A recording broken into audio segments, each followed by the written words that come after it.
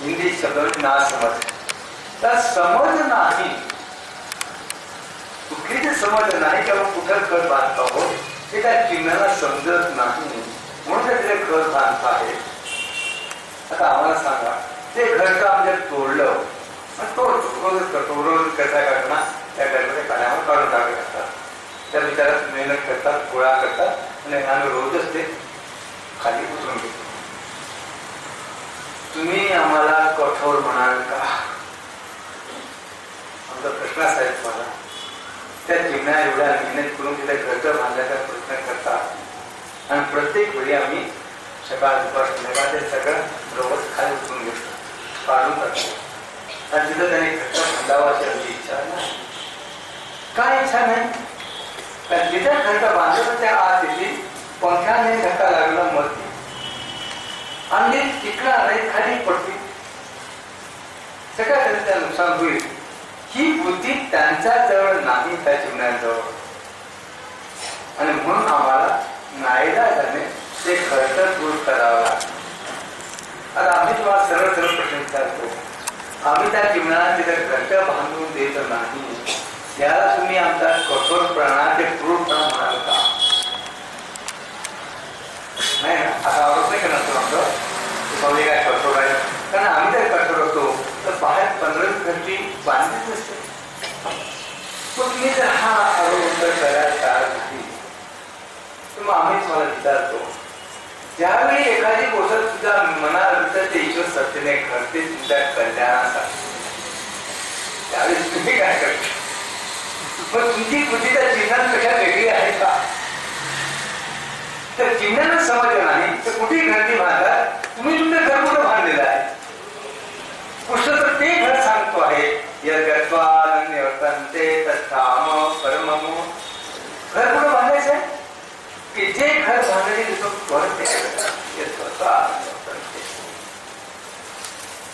आपण कुठं घालतो? आपल्या घर बांधण्याची जागा कोणती आहे आणि ते कितपत सुरक्षित आहे? प्रश्न एवढा आहे की आपण जिथे घर बांधून राहतो आहे ते कितपत सुरक्षित आहे? लहानपणी जिंदाबादच्या सफरी एक छानसं पुस्तक वाचतो. अलीकडे मुलांना पुस्तक वाचायला देखील वेळ नाही आहे, त्याची शाळा कधी पुस्तक त्याच्याकडे वाचून होत नाही, ते काय वेळा पाठायला तिकडे आम्ही लहानपणी खूप वाचलेलं आहे. तर जिंदाबाद नावाचा एक व्यापारी आहे, पट्टेचा व्यापार करायला राहतो आणि त्याच्या अनुभवावर खूप चमत्कारिक अद्भुत अनुभव आहे. त्याचा एक अनुभव असा आहे, खूप दिवस झालेले समुद्र प्रवास करता करता कंटाळलेले सगळे, कुठेही जमीन दिसत नाही. आता समुद्र प्रवास नकोसा झालेला आहे. त्याला एवढं वाटतं की कुठतरी एक जंगल अंग टाकावं, त्याच्यासाठी नाव घ्यावं, कारण ती पुढे शिडाची जहाज होती. आजच्यासारखी पोटी नव्हता, शिडाची जहाज होती. ते शिडाची जहाज सगळं ते हलत आहे, प्रवास नकोसा झालेला आहे. त्याला कोणतरी विश्रांती घ्यायची आहे आणि म्हणून ते शोधताय कुठं कर जागा नाही, कुठे जमिनीचा किनारा सापडतच आहे. एक दिवशी तर अचानक बघितलं एक खूप मोठं बेट आहे, समुद्राच्या मध्ये बेट आहे. त्याला समुद्र किनारा नाही, बेट आहे, एक खडकत आहे. एक खडकता पडू म्हणजे सगळेचे नाव खडकाशी आणतात, खडकाजवळ नाव लावतात, सगळे खाली उतरतात, बघतात त्या खडकावर गावतात ते काळजी उगवलेले नाही, पाण्याचा एक थेंब पण नाही. असं नुसता खडक, गवत नाही, पाणी नाही, ठीक आहे, काही हरकत नाही. आपल्या नावेमध्ये पाणी पण आहे, लाकड पण आहे, ते नावेचं सगळं सामान उतरवतात, स्वयंपाकासाठी पाणी उतरतात, सगळं करतात. आणि ज्यावेळी ते लाकडं भेटतात त्या लाकडाच्या गरमीने खूप मोठं समुद्र कासव होतं, जे समुद्र कासव खाली डुबायला.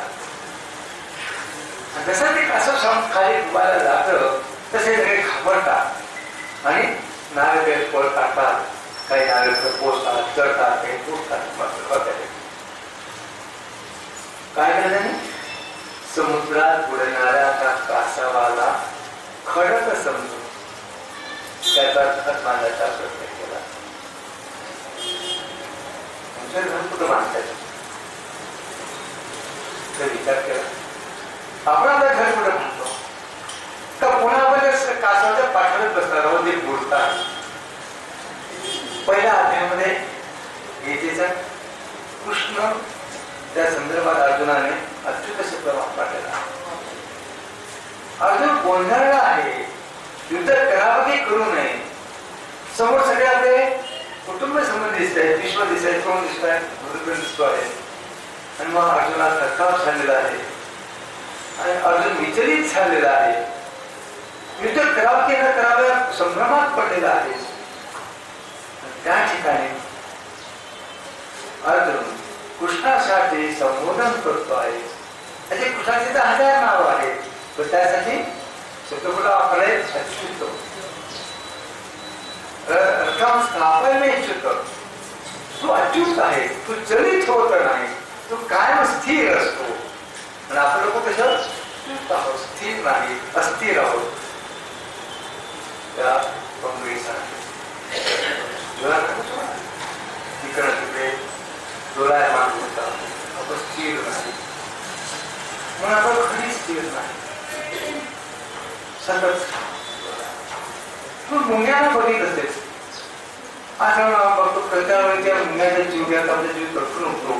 पण कुठंही बाथरूम मध्ये ठेवला बादलीचा बुडा खाली की मुंग्या घुसून गोळा बनवतात, तिला अंडी देतात. आता आपण ती बादली उचलावी, मग शेकडो मुंग्या तिला गोळा केलेल्या आहेत.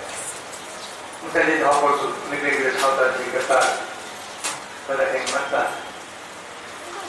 त्यांना मारावं असा उद्देश नाहीये, पण आपण ती बादली उचलून सगळे ठरली सगळी कामासाठी घ्यायची आहे. आता मुंग्यांना मी विचार करतो, एवढंच कळत नाही का की आपण कुठे घर करतोय, कुठे अंडी देतोय, कुठे राहतो. जगात बादल्या पुढे अशी असे नको तिथं मुंग्या खरं करतात. मग ते तिथून तुम्ही मुंग्यांना हळद टाकून, कुंकू टाकून, त्या पीठ टाकून पळवायचा प्रयत्न केला तर तुम्हाला कठोर म्हणायचं का? मग तुम्ही जर स्वतःला कठोर समजत नाही तर मुंग्यांना तुम्ही तिथून पळवायचा प्रयत्न करता, कुंकू टाकून ती बाबा इतर घर बांधू नकोस, इथं तू वास्तव्य करू नकोस. पण ती ज्यावेळी ईश्वर सत्ता तुमच्याशी तसंच वागते त्यावेळेस मला का दुःख होतं. त्यावेळेस मला काय असं वाटतं की ईश्वर सत्ता कठोर झाली, तुला माझ्या समज तुटतात, पण आघात लागतो, आघात लागतो.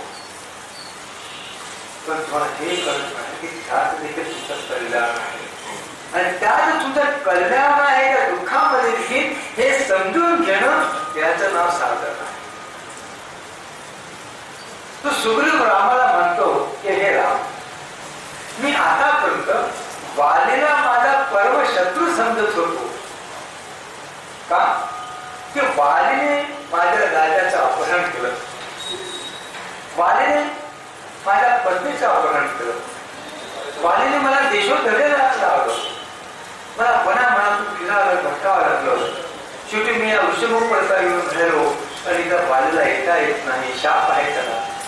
मग त्या वालीने माझ्या राज्य हिसकावून घेतलं, माझी पत्नी हिसकावून घेतली, मला देशोधडीला लावलं. तो वाली माझ्या दृष्टीने परमशत्रू.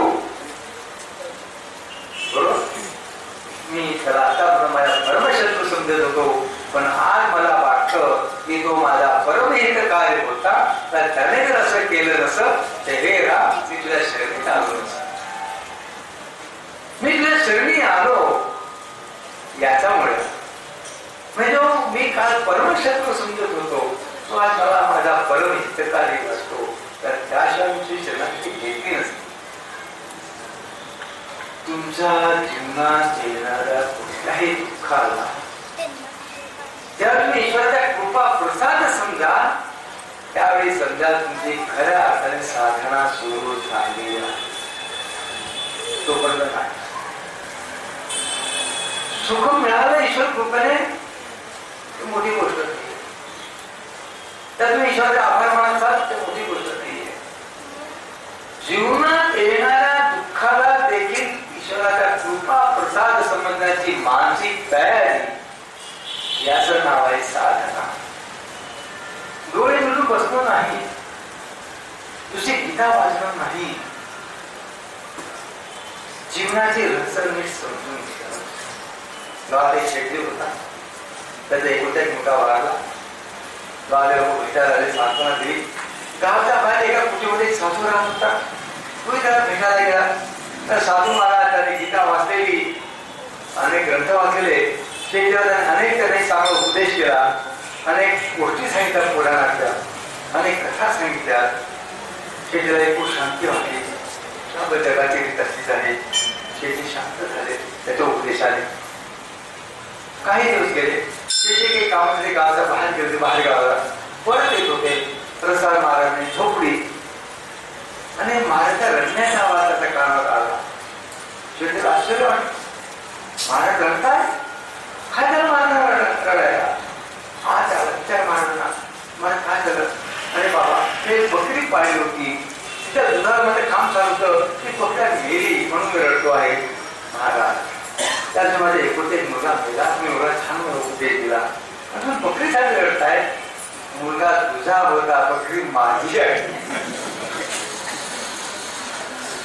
मुलगा तुझा होता, मला उपदेश करणं सोपंच होतं, पण बकरी माझी आहे म्हणून मला रडायचं नाही. माझा म्हणून प्रविशांत सांगतो की चढणी पाठचे 3 रस्ते आहेत.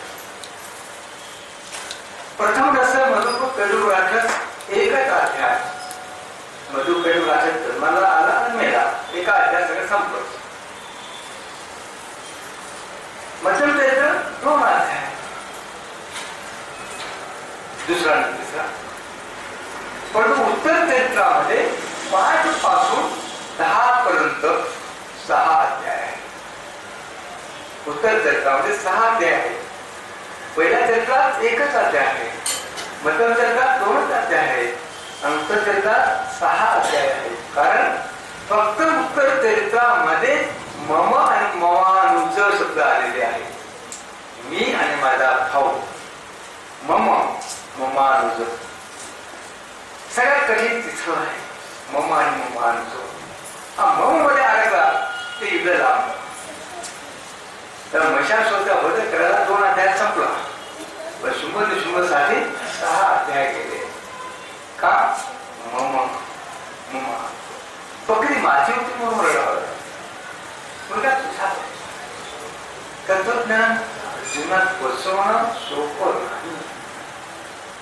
बोलणं सोपं आहे, सांगणं सोपं आहे. ठिकठिकाणी भागात कथा होत आहे, जीवनाचे रस समजून सांगितले जात नाही. विचार करून कुठे लक्षात आणून देतो, पुढे काहीतरी योगाला तर बोलू. भागवतने येशूला देण्याचं प्रेमाचं खूप वर्णन आहे.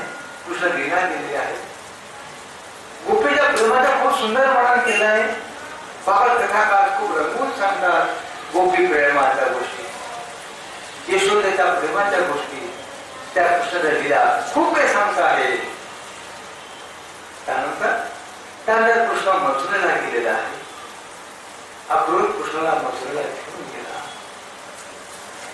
आणि भागवत मध्ये असा कुठेही उल्लेख नाही असे मथुरा आणि वृंदावन किती अंतर आहे? फक्त अर्धा तासाचं अंतर आहे, 10-15 किलोमीटर. पण भागवतात कुठेही उल्लेख नाही की कृष्ण एकदा पण गोकुळाला परत गेला.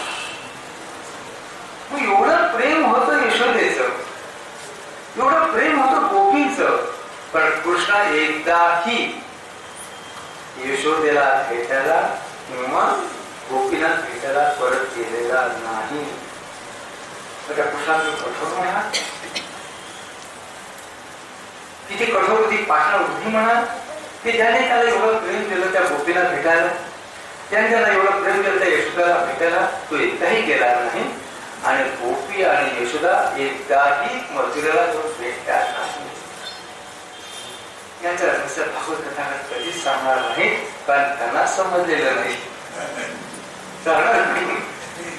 आला कसं का पळा केली ना, ह्या गोष्टी समजून घेणं याचा फार महत्त्व.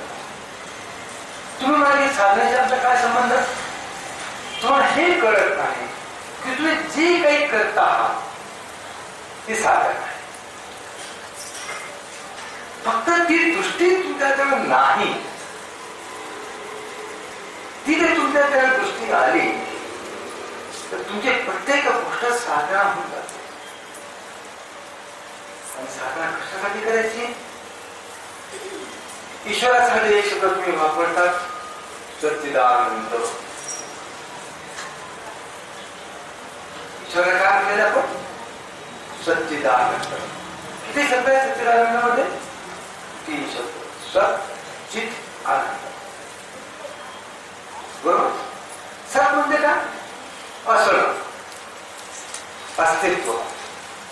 तुमची सगळी धडपड सकाळी उठल्यापासून रात्री झोपेपर्यंत आणि झोप देखील कशासाठी तुमची धडपड आहे? मनासाठी आहे. मनाला काही धडपड करायची गरज नाही, सोयी केली पुरेशी.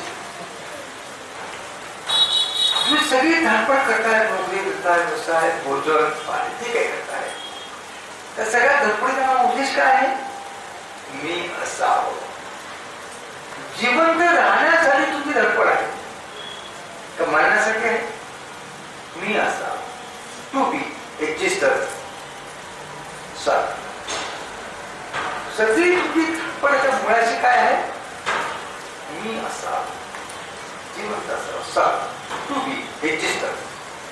आता समजा एखादी व्यक्ती जिवंत आहे पण ऍक्सिडेंटने डोक्याला मार लागल्यामुळे ती बेहोश आहे, कोमा स्टेज मध्ये आहे. डॉक्टर सांगतात की तू मेला नाही, तर श्मशानात नेऊ नका. श्मशानात अरे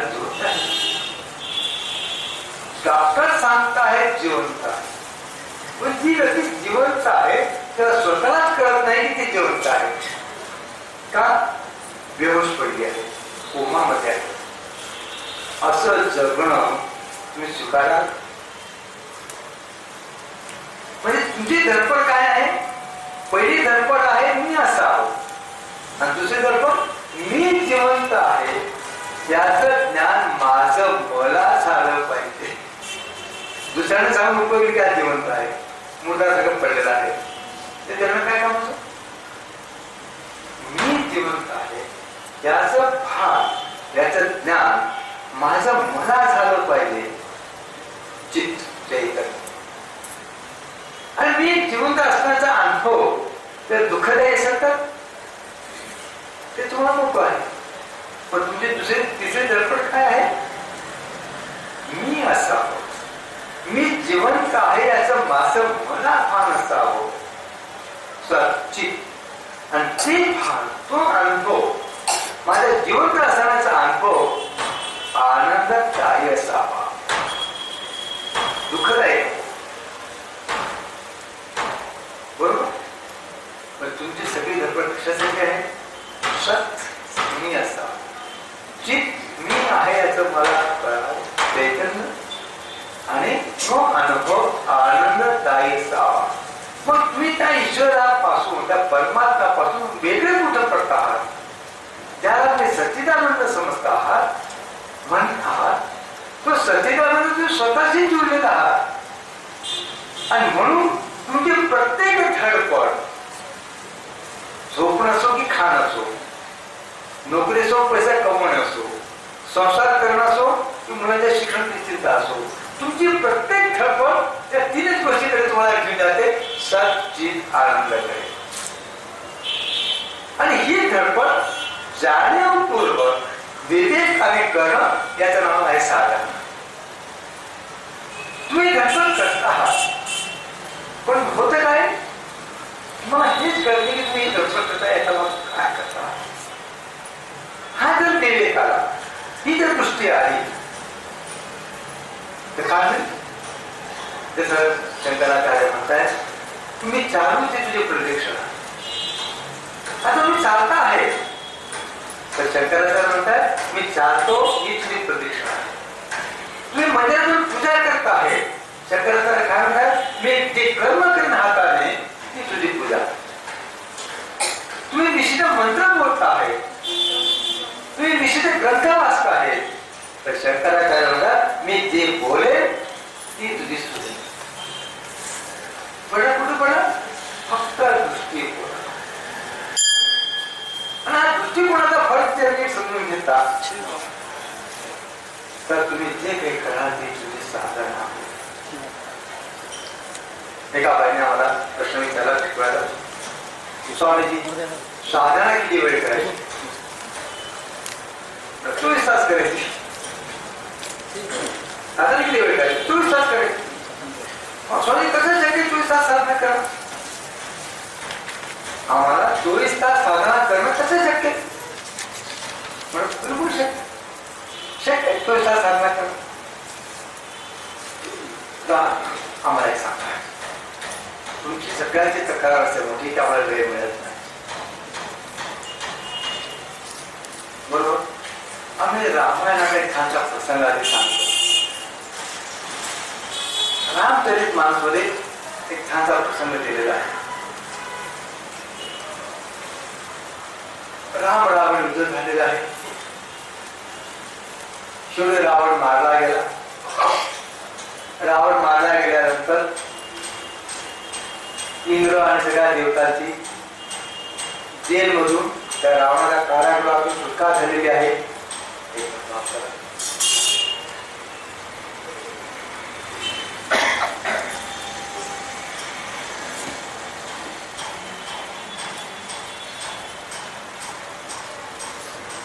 कारागृहातून इंद्र बाहेर आलेला आहे. सगळ्या देवता बाहेर आलेल्या आहेत. इंद्राने प्रभू जेव्हा रामचंद्राजवळ हात जोडून विनंती केली आहे, बाबा तुझे मोठे उपकार, तुम्ही रावणाला मारलं, आम्हाला या बलिवासातून सोडवलं, मला काही सेवा करते संधी द्या, काही सेवा सांगा, जेणेकरून तुमच्या या उपकारातून या गुणातून थोडा तरी मुक्त होऊ शकेल. रामाने सांगितलं तो सेवा करायची आहे, ते काम कर. तू या रणभूमीवर ते जे मानर मेले आहेत माझ्यासाठी, ही जी अस्वल मेलेली आहेत, हिंदीमध्ये त्याला भालू आणि कपी, भालू म्हणजे अस्वल, कपी म्हणजे वानर, हे जे भालू कपी म्हणजे अस्वल आणि वानर मेलेली आहेत, त्यांना जिवंत करण्यासाठी तू अमृताचा पाऊस. इंद्र म्हणतो भगवान अशी कशी आज्ञा देत आहे? त्या रणभूमीवर असे दोन वेगळे भाग नाहीत. इकडे भालू कपी, वानर, अस्वल, इकडे राखस, असे दोन भाग नाही केलेले. इथे कोणाचा हात तिकडे, कोणतं डोकं तिकडे, कोणता पाय तिकडे.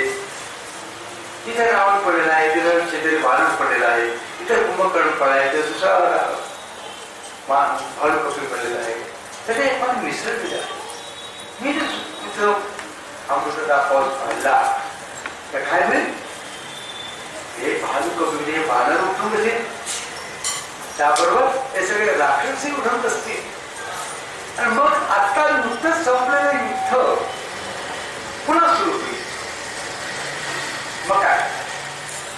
राम म्हणतो, बाबा रे तुला जेवढं सांगितलं तर तू कर, बाकी मी बघून घे. शेवटी इंद्र पडत सुद्धा करतो. आणि इंद्राने असं वाटतं की रामापेक्षा मी अधिक बुद्धिमान आहे, त्याला तुझा गैरसमज आहे. मी ईश्वरापेक्षा सुद्धा अधिक बुद्धिमान समजतात ना, म्हणून तुम्ही ईश्वर म्हणता मला हे नाही ते नाही. अरे ज्याला तुम्ही अंतर्यामी म्हणतात, त्याला तुम्ही सर्वज्ञ म्हणतात, त्याला तुम्ही सांगायला काय जातात की तुम्हाला काय पाहिजे. आणि तुम्हाला सांगायची गरज पडते की माझ्या मुलाचं लग्न होत नाही, माझ्या मुलाला नोकरी नाही, माझ्या आजार आहे, हे. तुम्ही जर मागायला जात असाल तर मग तुम्ही सर्वज्ञ आणि अंतर्यामी म्हणता तरी कशाला? मग पण त्याला काही कळत नाही, तुम्हाला सांगावं लागतंय. दोघी काहीतरी करा. त्याला सर्वज्ञ म्हणत असाल तर अंतर्यामी म्हणत असाल तर मग त्याला काही सांगायची गरज नाही. आणि सांगावं लागत असेल मग त्याला अंतर्यामी समजे का सर्वज्ञ समजे का तुम्ही आपल्याकडे खंब्या समजा काही कळत नाही. इंद्राने असंच वाटलं की रामाने सांगितलं पण नाहीला जे मला आज्ञा पाहिली पाहिजे. अमृताचा पाऊस पडलेला आहे. सतत तुळशीदास सांगितलं आहे, सुधा वृष्टी भई जल उपर, सुधा वृष्टी भई जल उपर, जिये भालू कपी नाही रजनी चढ. सगळी वानर, सगळी अस्वल ती मेलेली होती, ती सगळी जिवंत झालेली आहे, सगळी उठून बसलेली आहे. पण एकही राक्षस जिवंत झाला नाही. जिये भालू कपी नाही रजनी चढ. एकही राक्षस जिवंत झाला नाही. म्हणजे अमृताचा प्रभाव एकही राक्षसावर पडला नाही. का?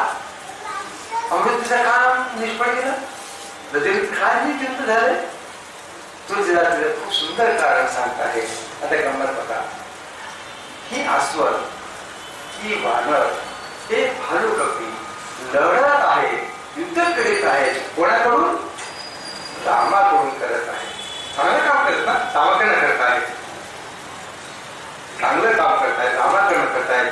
पण कोणा शोधत आहे? रावणाला. कोणा शोधत आहे? कुंभकर्णाला. डोक्यात काय आहे? राक्षस. राक्षसांना मारायचंय, रावणाला मारायचंय, कुंभकर्णाला मारायचे. मरताना त्यांच्या डोक्यामध्ये रावण कुंभकर्ण बसलेला होता. मरताना त्यांच्या डोक्यामध्ये रावण नव्हता.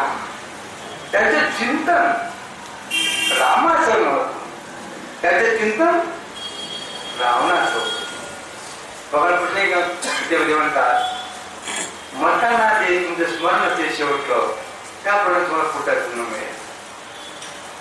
मृत्यूच्या वेळी तुझ्या मनात वाचना इच्छा असते त्याप्रमाणे कुठं गुण मिळेल. भालुकपी रावणासाठी रामाकडनं लढत आहे, पण मरताना त्याच्या डोक्यात, त्याच्या चिंतनामध्ये, त्याच्या मनामध्ये राक्षस बसलेला आहे. सगळे उठून बसले. राक्षस लढतायत रावणाकडनं, वाईट काम करतायत. लढतायत रावणाकडनं, पण शोधतायत रामाला. राम कुठे आहे? राम कुठे आहे? रामाला मारायचं आहे. मरताना त्यांचं चिंतन रामाचं आहे. रामाकार भयो तिनके म्हणून. कारण राक्षस रामाकार भयो तिनके म्हणून त्याचं मन रामाकडे झालंय. लढणं रावणाकडनं आहे, पण मरताना चिंतन त्यांच्या हृदयात, त्यांच्या मनामध्ये राम बसलेला आहे.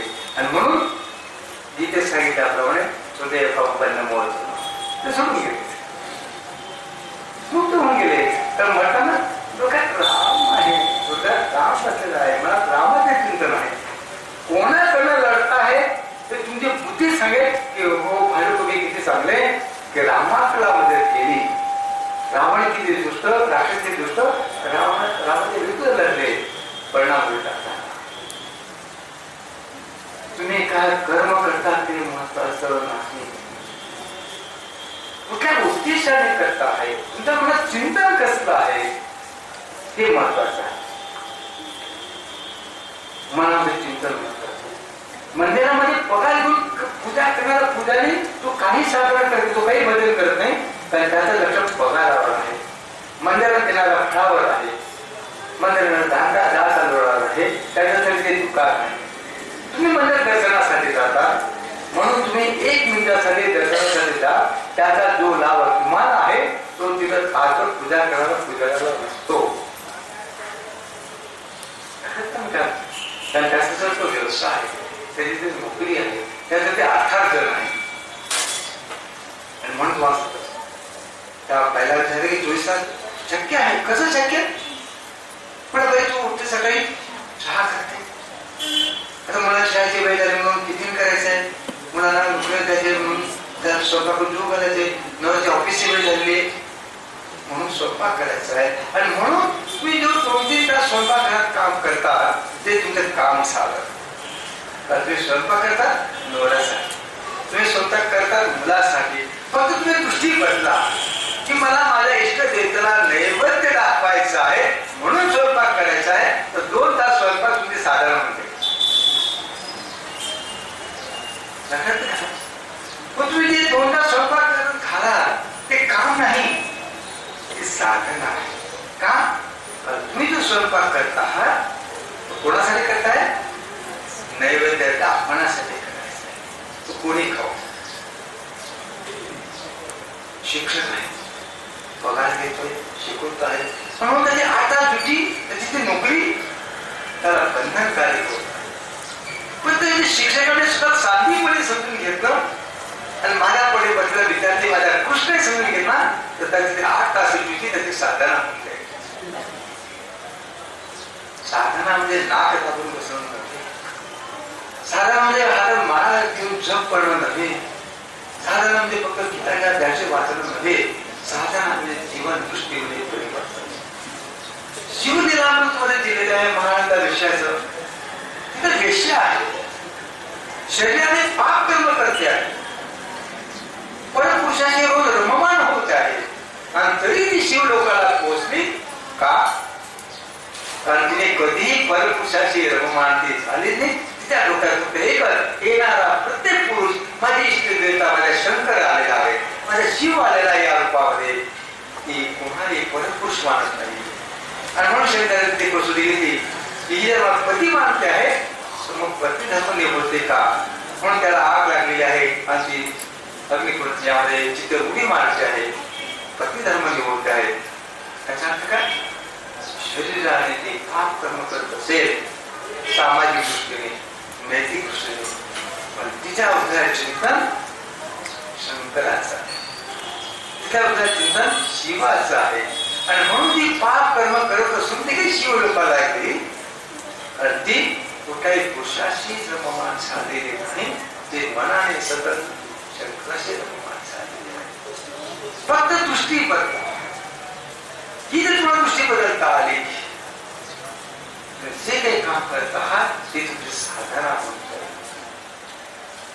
आम्ही संसारासाठी काम करतो. रामचरित छान प्रसंग आहे. सीताने रामाला पाहिलेला आहे. सीतेला मनात झालं की माझं लग्न रामाशी झालं तर किती छान होईल, पण मुलगा शिवधनुष्याचा वट चालला आहे. हे शिवधनुष्य राम थोडे परत त्याचे लग्न होते. मग सीता भवानीला प्रार्थना करण्यासाठी हे भवानी रावण तू शक्ती दे शिवधनुष्य तोडण्याची, त्याचा तू शिवधनुष्य तोडू दे. म्हणून ती भवानीला प्रार्थना करण्यासाठी, भवानीची पूजा करण्यासाठी ही भवानीची पूजेची थाळी घेऊन भवानीच्या मंदिरात जायला निघाली आहे. संत तुलसीदास तिथं मंदिर शब्द वापरत नाही. काय करतात? गई भवानी भवन बहोरी. सीता कुठे गेली? भवानीच्या घरी गेली. भवन बहोरी पूजा मंदिर शब्द नाही, भाऊ शब्द आहे. आणि भवानीची पूजा करून त्यावेळी ती राजवाड्यामध्ये परत्याला निघालेले आहे. राजवाड्यात परत्याला निघाले. तिथे तुळशीदास काय शब्द वापरतात? पुनी पुनी हर्षित मन मंदिरच. पुनी पुनी हर्षित मन मंदिरच म्हणजे भवानीचे त्याला आशीर्वाद मिळालेला आहे. ते फूल तिच्या उच्या हातात पडलेलं आहे, त्याला शुभ शपन झालेला आहे. त्याला खात्री झाली की भवानी मला आशीर्वाद दिला आहे की राम मला वर म्हणून मिळेल. आणि ते आनंदाने घरी परत्याला निघालेली आहे. आणि तिथं तुलसीदास शब्द वापरत आहे, पुनी पुनी हर्षित मन मंदिरच. काय समजा तुम्हाला जर तुमचं घर मंदिर करता आलं आणि मंदिराला जर घर मानता आलं हे तुमच्याकडे साधन. मग तुमच्या घरात मंदिर कोणा करता आलं तर तुम्ही घरावर तो कचरा काढाल. तो कचरा काढत नाही, मंदिराचा कचरा करता आहात.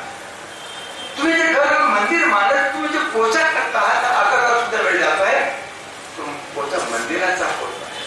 घराला मंदिर केलं तर घराला जर मंदिर केलं तर नवरा बायकोला पाण्याला जागा दुसरी कुठे तुझे बाहेर पाडावं लागेल.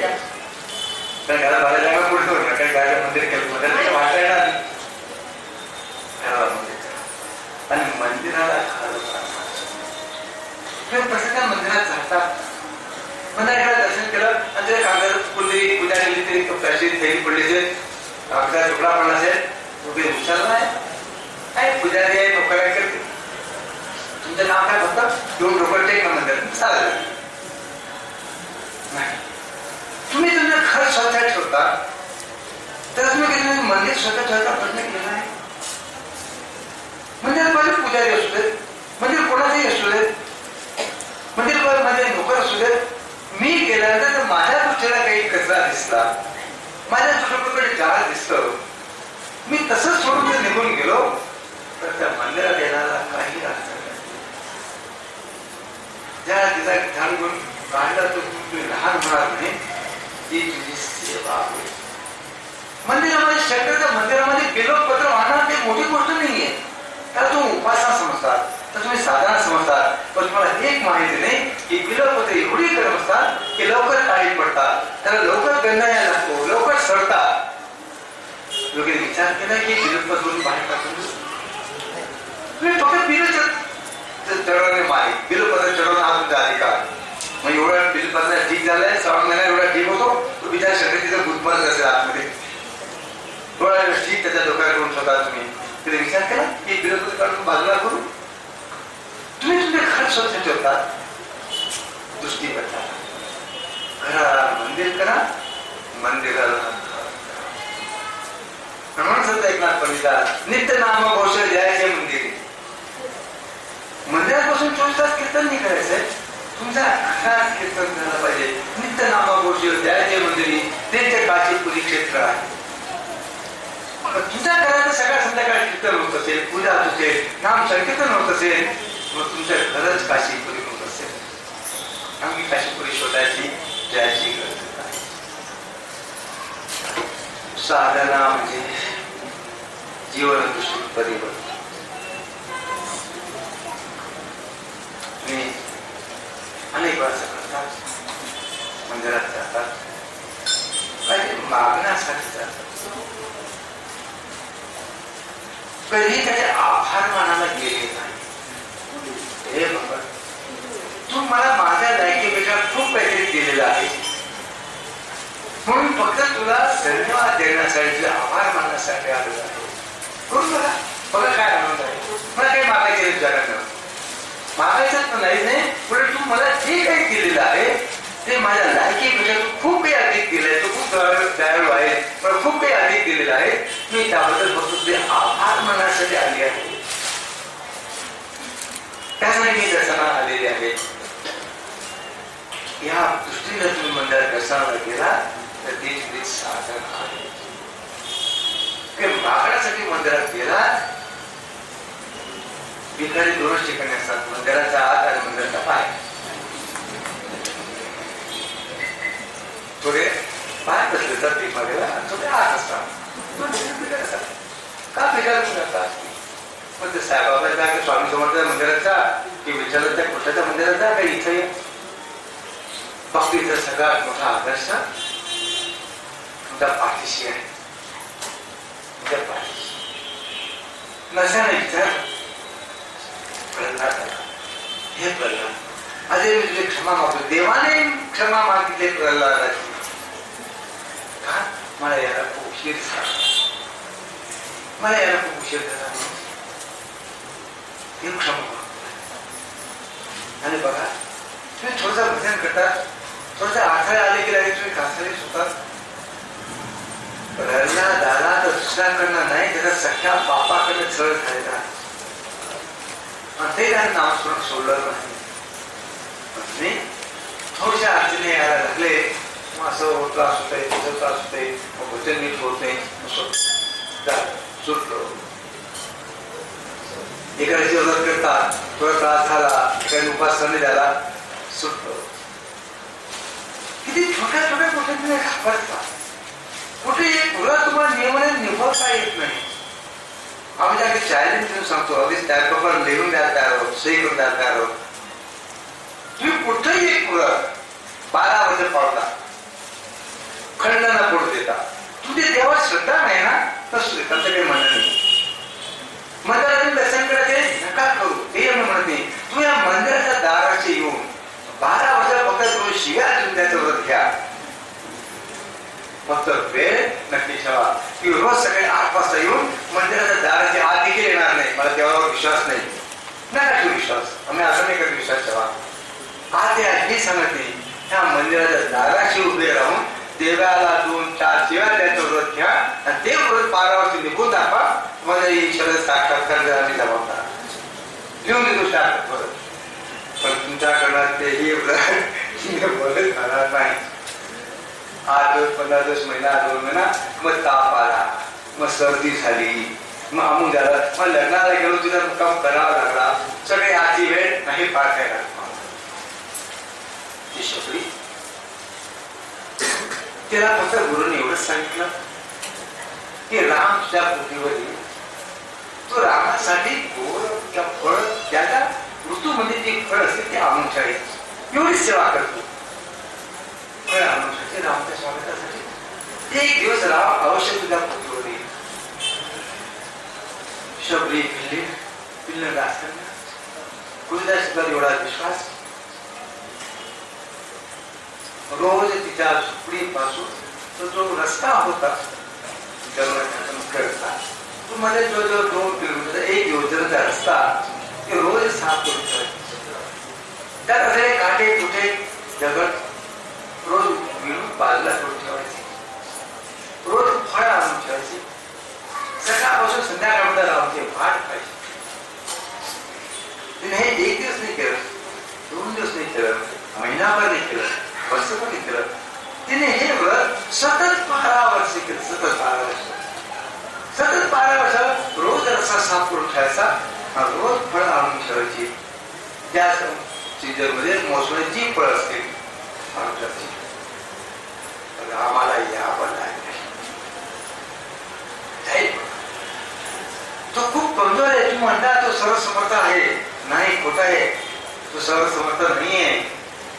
तो भक्तांचा आधी आहे. एक भक्त होऊन गेला, अंधारा होता, चिंता म्हणून कसा चालला होता. काठी पुढे मोठा खड्डा आला आणि त्याला म्हणजे तो खड्ड्यात पडला असता, काठीचा तोड सांभाळला गेला असता आणि खड्ड्यात पर्यंत मेला असता.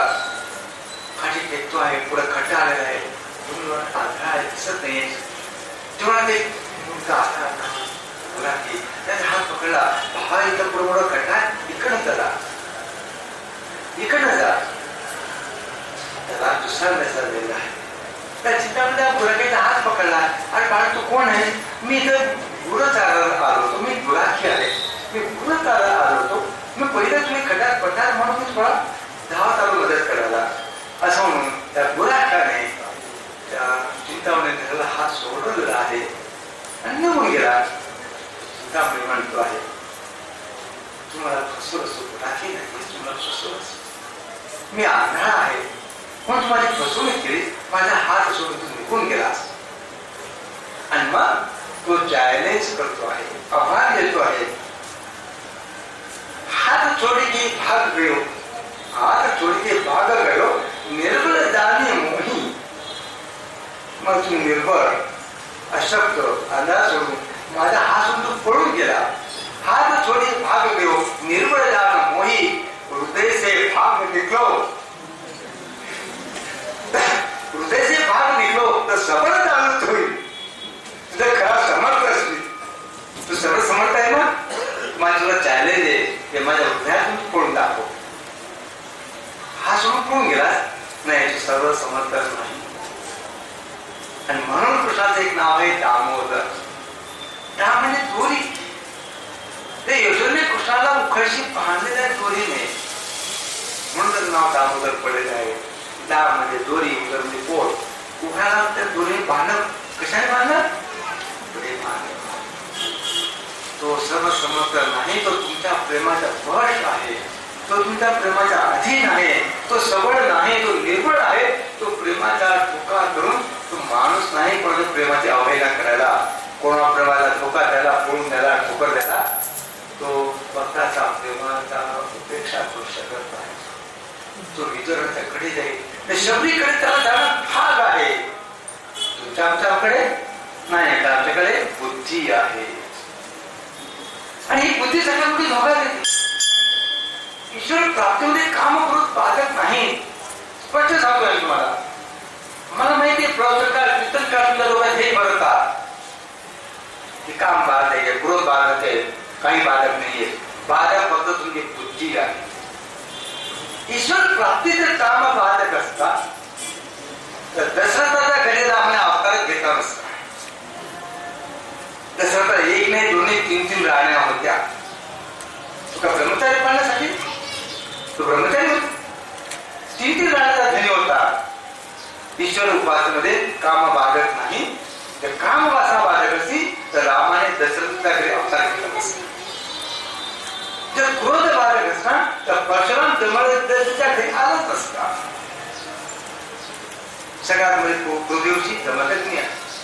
तर बाप मुलाला रागवला नाही, मुलगा वाईटपणा जातोय, बापांचा खान पकडला नाही, विरोध केला नाही, तर मुलगा आणखी बिघडेल.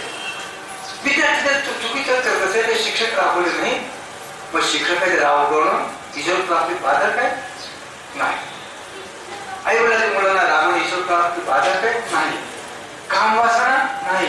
भगवान कृष्ण स्वतः म्हणतो आहे, कामोस्मी स्वभाव, काम माझेच होते. गंधर्पाणाम डाव्या विभूत सूत्राला गंधर्प म्हणतो आहे, कामोस्मी म्हणतो आहे.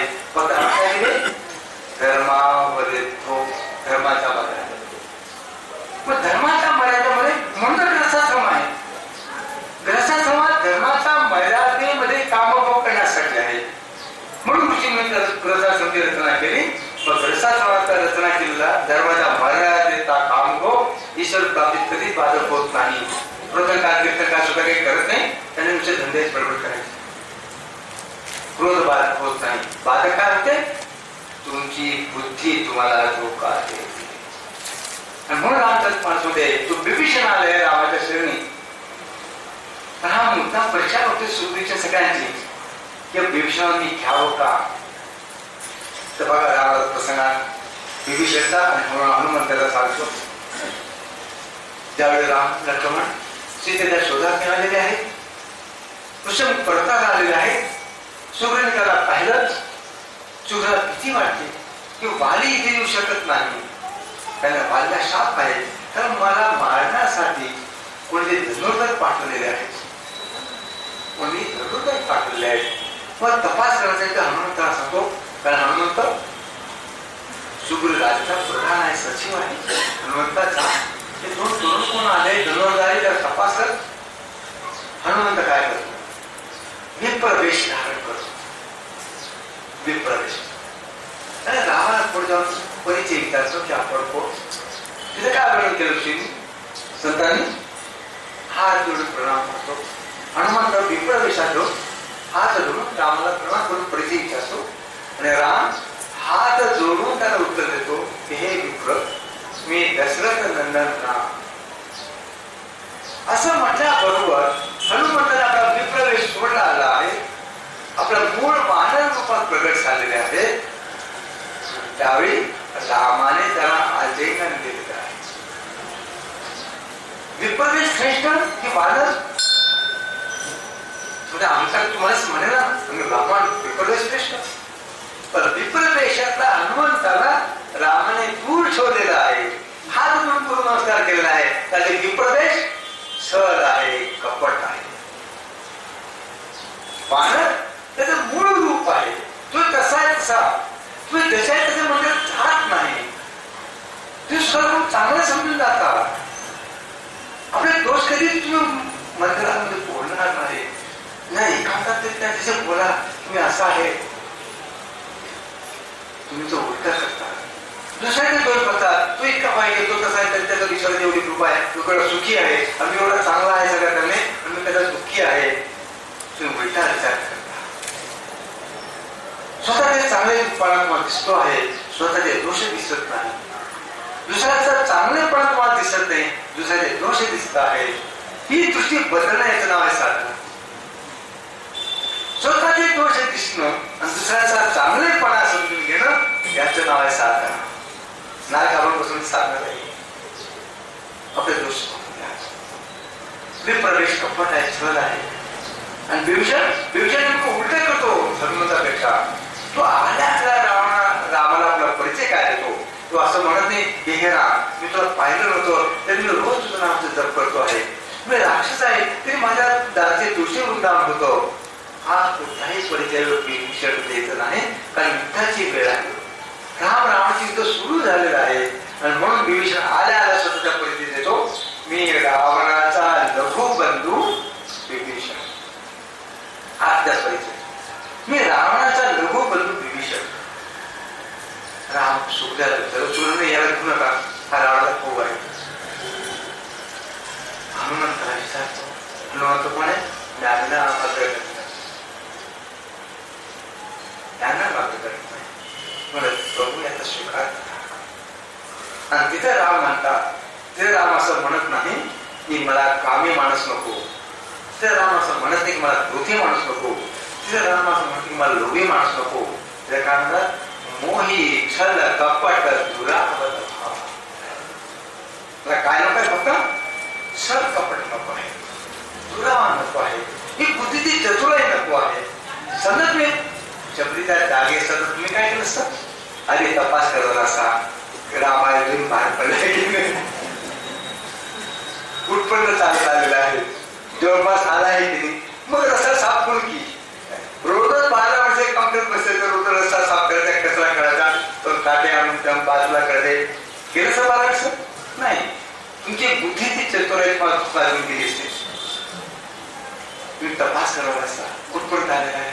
2 दिवसात इकडे तर महाराज स्वच्छ करतो, मग आत पडावतो. तुम्ही 12 वर्ष फळी आणली नसती आणि रस्ताही साफ केला आणि राम कुठेपर्यंत आलायच. रामाला याला भाग आहे. काहीतरी पूर्वजांना विश्वास ठरलेला आहे की राम तुझ्या बुद्धीची येईल आणि 1 दिवस नाही, 2 दिवस नाही, 12 वर्ष रस्ता साफ करून ठेवला आहे. एवढी ती साधना पण आणि तिने तिच्या बुद्धीचा उपयोग केलेला नाही. ईश्वराला तुमच्या बुद्धीशी काही घेणं देणार नाही. तो फक्त प्रेम प्यार आहे. हृदयामध्ये प्रेम प्रकट होणे याचं नाव सांगतो. तो राजासारखी परम सुंदरीला देखील आधिकार देतो आहे आणि खूपच्यासारखी परम गुरु की त्याच्याकडे एका बगड्या दुसऱ्याला बघण्याची कोणी इच्छा झाली नसते. बुद्धीलाही तो प्रयत्न करतो. तो बालक स्वभावात देखील प्रसन्न होत आहे. त्याला वयाची पडलेली नाही, त्याला मूर्खाची पडलेली नाही. तो शबरी बिल्लीच्या दरवाजा देखील जायला तयार आहे आणि तो जलक राजावर देखील तोडायला प्रसन्न आहे. त्याला फिली आणि गरीब आणि रंगत त्याला फरक पडत नाही. तो अंबारी जागावर प्रसन्न आहे आणि तो बिजोरच्या घरची केळी देखील खायला तयार आहे. तो फक्त प्रेमाने आणि साधारणचा अर्थ आमचं हृदय प्रेम पूर्ण झालं पाहिजे. प्रल्हादाला विचारलेलं आहे नसल्याने की हे प्रल्हाद तुला हे वर मागितलं मागून मी. प्रल्हादाने वर मागितलेलं आहे. तुम्ही कधी स्वप्नात देखील कल्पना करू शकणार नाही आणि स्वतः कधी तसा वर मागण्याची इच्छा करणार नाही. प्रल्हादाने काय वर मागितलं की हे प्रभू तुझ्याकडनं मी वर मागावा अशी माझ्या मनात कुठे छोटीशी इच्छा असेल ती पण नष्ट होते. मी तुझ्याकडे मागावं, मला तुझ्याकडे जे हवं आहे अशी क्षणभर पण ती कुठे कुकड्यामध्ये काय कुकड्या कुठे इच्छा दडलेली असेल तर त्या इच्छेचा नाश कर हे मला वरदान दे. तुम्ही साधना करत नाही, तुम्ही विनिमय करतात. 180 अर्थशास्त्र केळं घेणं म्हणून ती लेडी कॅथरीन म्हणते I want nothing that comes from your Lord. I want thee. मला तुझ्यापासून काही नको आहे, मला तू हवा आहे. ज्यावेळी तुझी ही मनस्थिती होईल की मला तुझ्यापासून काही नको आहे, तुम्हाला धन दौलत आई शराब सोबत काय पण तुझ्यापासून काही नको आहे, मला काय तू हवा आहेस. हा जर तुझ्या मनाचा निर्धार होईल तर तुम्ही जे काही कराल ते साधन आहे. मला तुझ्यापासून काही I want nothing that comes from your Lord. I want thee. तू हवा आहेस. एक रजा सुद्धा मुस्लिम संत होऊन गेली. ती म्हणते की हे प्रभू तुम्ही स्वतःची विचार करा, आत्मनिरीक्षण करा की तुम्ही जे काही करतात, मंदिरात येतात, व्रत उपास करतात, त्यामध्ये ईश्वरी प्रेम शून्य आहे. आणि ईश्वरा प्रेमाचा विषय आहे, तो भयाचा विषय नाही, तो लोभाचा विषय नाही. तुम्ही जी काही उपासना करतात ती भयापोटी करतात, त्या लोभापोटी करतात. मी जर काही केलं नाही तर मला दुःख येईल, मी जर हे केलं तर माझं स्वतः सगळी अडथळा येईल, भयापोटी. मी जर सोमवारचं व्रत केलं नाही, 3 सोमवार केले तर ईश्वर नाराज होईल नाही. तर माझ्या काम होते, माझ्या सुख होते, मला हे पाहिजे, लोभ हा कर नाही. संसारिक लोक नाही, संसारिक ते म्हणणं तो स्वर्ग नरकाचं फळ. मी जर काही केलं नाही तर मला नरकात जावं लागेल. नरकाचं वर्णन कीर्तनकार प्रवचनकार सांगतात. मग नरकाचा भीती तुम्ही उपासना करता आहात किंवा स्वर्गाचा लालसेने करता आहात आणि म्हणून ती उपासना नाही. ते हृदया म्हणताय मुस्लिम सांगतात हे भगवान हे अल्लाह, मी जर नरकाच्या भीतीने तुझी उपासना करत असेल तर तू मला कायमच नरकात टाक. मी जर नरकाच्या भीतीने तुझी उपासना करत असेल तर तू मला काय मार्गात ठेवून दे. मी जर स्वर्गाचा लालसेने तुझी इबादत करत असेल तर तू माझ्यासाठी स्वर्गाचे दरवाजे कायचे बंद कर. जर माझ्या मनामध्ये स्वर्गाची अपेक्षा असेल, स्वर्ग सुखाची अपेक्षा असेल तर माझ्यासाठी स्वर्गाचे दरवाजे कायचे बंद कर. नरकाची भीती असेल तर नरकात टाक, पण मी फक्त तुझ्यासाठी इबादत करत असेल तर फक्त ही जी दृष्टी आहे त्याचं नाव साधना. माळ जपणं साधना. तुम्ही 108 माळ जपणार ते काही मागून घेतलं देवाकडनं, तुम्ही नेहमीच मागायला व्रत उपास करतात, त्याच्या मनामध्ये संसारिक इच्छा ठेवून करतात. माऊलींनी 11 वयामध्ये फार सुंदर वर्णन केलेलं आहे. विश्वरूप दर्शन झाल्यानंतर आधी पश्चाताप पडलेला आहे. आम्ही कृष्णाला ओळखणार नाही. कृष्ण एवढा संगीत असून आम्हाला त्याचा काही फायदा घेतला. आम्ही कोणाची टीका आणि निंदा करायची इच्छा करतो. मला निंदाही करायची नाही, टीकाही करायचं नाही, फक्त वस्तुस्थिती लक्षात घेऊन आणायची आहे. माझ्यात एक मोठा माणूस गेला, त्याचं चरित्र छापलं गेलेलं आहे. ते चरित्र आम्ही ज्यावेळी वाचताकडे आम्हाला विषण्ण झालो, उद्विग्न झालो. दया वाटलेला माणसं खूप मोठा माणूस आहे. ते चरित्र आहे, सांगतो आठवून घ्या.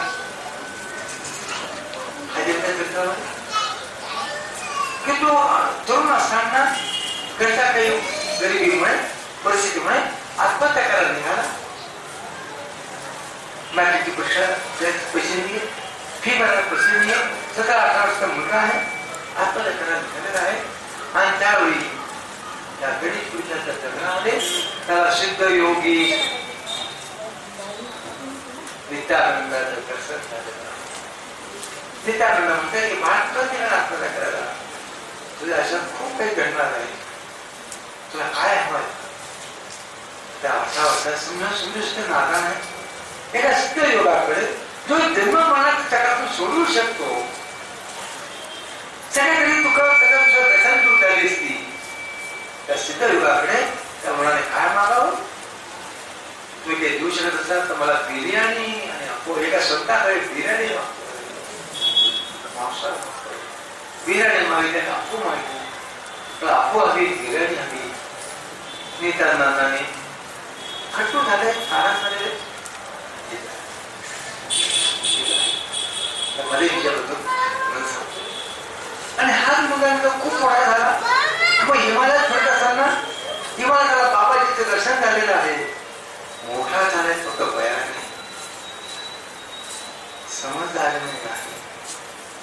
कारण मोठा झाल्यानंतर तो स्वातंत्र्यावर काही कोणाचा आरोप पडायला लागलेला आहे. हिमालयात फिरकलेला आहे. तिथं बाबाजी महाराजांचं दर्शन झालेलं आहे. त्यांनी विचारलं, बोल तुला काय हवंय, काय मूर्खता, हेच माहिती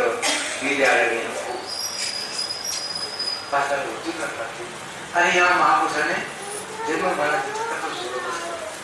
काय माहिती बिर्याणी नको. त्याला मूर्ख म्हणण्याचा अधिकार तुम्हाला आहे का, स्वतःला विचारलं. तुम्ही आरती गाता ना, दुर्गे दुर्गे, त्या शेवटचे काय करणे, प्रसन्न वगैरे प्रसन्न होस, 2 लाख का शब्द वापरलेला आहे. कधी विचार केला, तुझं आरती म्हटली. आता मन प्रसन्न नसेल तर वजनावर प्रसन्न पण येणार नाही, आणि वजनावर प्रसन्नता असेल तर मन खटून राहील, नाराज राहील, खिन्न राहील. आतमध्ये खिन्नता प्रसन्नता असं शक्य आहे नाही. पण तरी देखील आधी रसाने शब्द वापरलेले आहे, प्रसन्न वदने प्रसन्न होसी. मग विचार केला, तो एखादा लहान मुलं आहे, तुम्ही माता आहे सगळं, तुम्हाला स्वतः अनुभवाने आठवत आहे, अनुभव आहे तुम्हाला. मूळ घटना आहे, तुमचा चॉकलेट दिलं, मुलगा असला, चॉकलेट घेतलं, खुश झाला. मुलांना आई तो चॉकलेट, मला चॉकलेट हवं, आई त्याला ती खुशीने दिली, खुशीने द्याला, आई खुशीने द्याला मला चॉकलेट मागितलं. मुलांना सांगितलं आई मला लाडू हवा, लाडू आणून द्या. आई मला ते हवं, आंबा हवा, आई आनंदाने खुशीने आंबा पडली. आई नाही, हृदय प्रसन्न आहे, देते आंबा पाहिजे आंबा देईल, पेढा पाहिजे पेढा देईल, लाडू पाहिजे लाडू देईल, चॉकलेट मागेल चॉकलेट देईल. आईला खुशी आहे देणार, एखादी आई आहे. पण ज्यावेळी ते मूल ते चॉकलेट फेकून देईल, तो लाडू नको म्हणेल आणि दुडू दुडू धावते अंगणात आईच्या शेप घेईल, आईच्या मांड्यात चढून बसेल, आईच्या गायला हात टाकून मिठवारेल. त्यावेळी प्रसन्न वदने प्रसन्न होसी. तर मुलाने आता मला काही नकोय, मला तू हवीस, मला दुसरं काही नकोय, मला खेळणं नको आहे, मला खेळणं नकोय, मला खायला नकोय, मला हे नकोय, मला काय पाहिजे आता, फक्त तू हवी.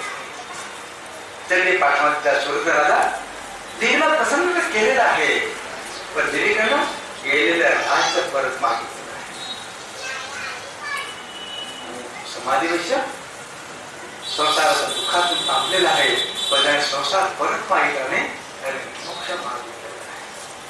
भक्ती चरणार्थी आश्रय मागितलेला आहे. पण सुरत राजाला भक्तीने राज्य दिलं, प्रसन्न दिले, खुशीने दिलं. पण ज्यावेळी वर्षाने तुझ्या चरणी आश्रय हवा आहे, एक वरदान देताना ते वरदान देताना भगवती स्थिती कशी आहे, प्रसन्न वदने प्रसन्न होसी.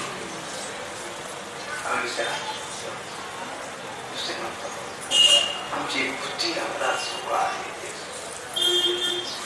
माऊली लिहिले ज्ञानशैलीमध्ये अर्जुन पस्तावा करतो आहे की कृष्ण एवढा सन्निध राहून आम्ही काही लाभ घेऊ शकलो नाही. तिथं लिहितात माऊलीचं शब्द सामर्थ्य, त्याचे उपमा अलौकिक आहे. अहो थोर वावर झाले, थोडा अपराध केला, हो थोर वावर झाले, अमृताचे संमार्जन केले. घरामध्ये बांधेवर अमृत आहे आणि मी काय मोठं केला तर अंगणामध्ये त्याला सडा घातला. अहो थोर वावर झाले, अमृताचे संमार्जन केले, बारके देऊनी बारके घेऊनी दिधले कामधेनूचे. ही कुठे काय पोचली जाते, त्याला चारा खाऊ लागतो म्हणून कामधेनूला घेऊन एक वासरू घेतलं, आदावती करून कामधेनू घेऊन टाकली. हो परिचाचा खडावा जोडीला. परिचाचा खडावा म्हणजे मोठा खडक, छोटा दगड नाही, मोठा दुसरा खडक सापडलेला आहे. फोडोनी काठोरा आम्ही हात. मी काय मोठा पण केला, तर घराची पाया बनी करण्यासाठी तो खडक फोडून पायामध्ये घालून टाकला, पाया बनी करून टाकली दगडाची. कल्पतरू तोडून केला कुंकुशीत. शेतामध्ये कल्पतरू झाड आहे आणि त्या शेताच्या सुरक्षितेसाठी ते झाड कापून त्याचं कुंपण करून टाकले शेताला. चिंतामणीची खाणीला दिली, चिंतामणीची खाणीला दिली, तेने ओढारे ओलांडली. ओढाळे शेतामध्ये घुसलेले ओढाळ गुरं आहेत, ते गुरांना हाकलण्यासाठी चिंतामणी ते दगड फेकली. अतिशय भक्त वाटेल, पण तुम्ही विचार करा, तुम्ही काय करता. तुम्ही साधन भजन करतात, महाराज असतात, परत उपास करतात आणि काय म्हणतात, संसाराची बुद्धी फालतू तुम्ही रामायण महाभारत सगळ्या कथा कधी लक्षात ऐकत नाही, वाचत नाही आणि एक कथाकार वाचकाला तुम्हाला सांगतात. दुर्योधन कृष्णाचा कट्टर शत्रू होता, तर कृष्णाला त्याने कधी नमस्कार केला आणि शिव्या घातलेला आहे, पण तरी देखील दुर्योधनाचा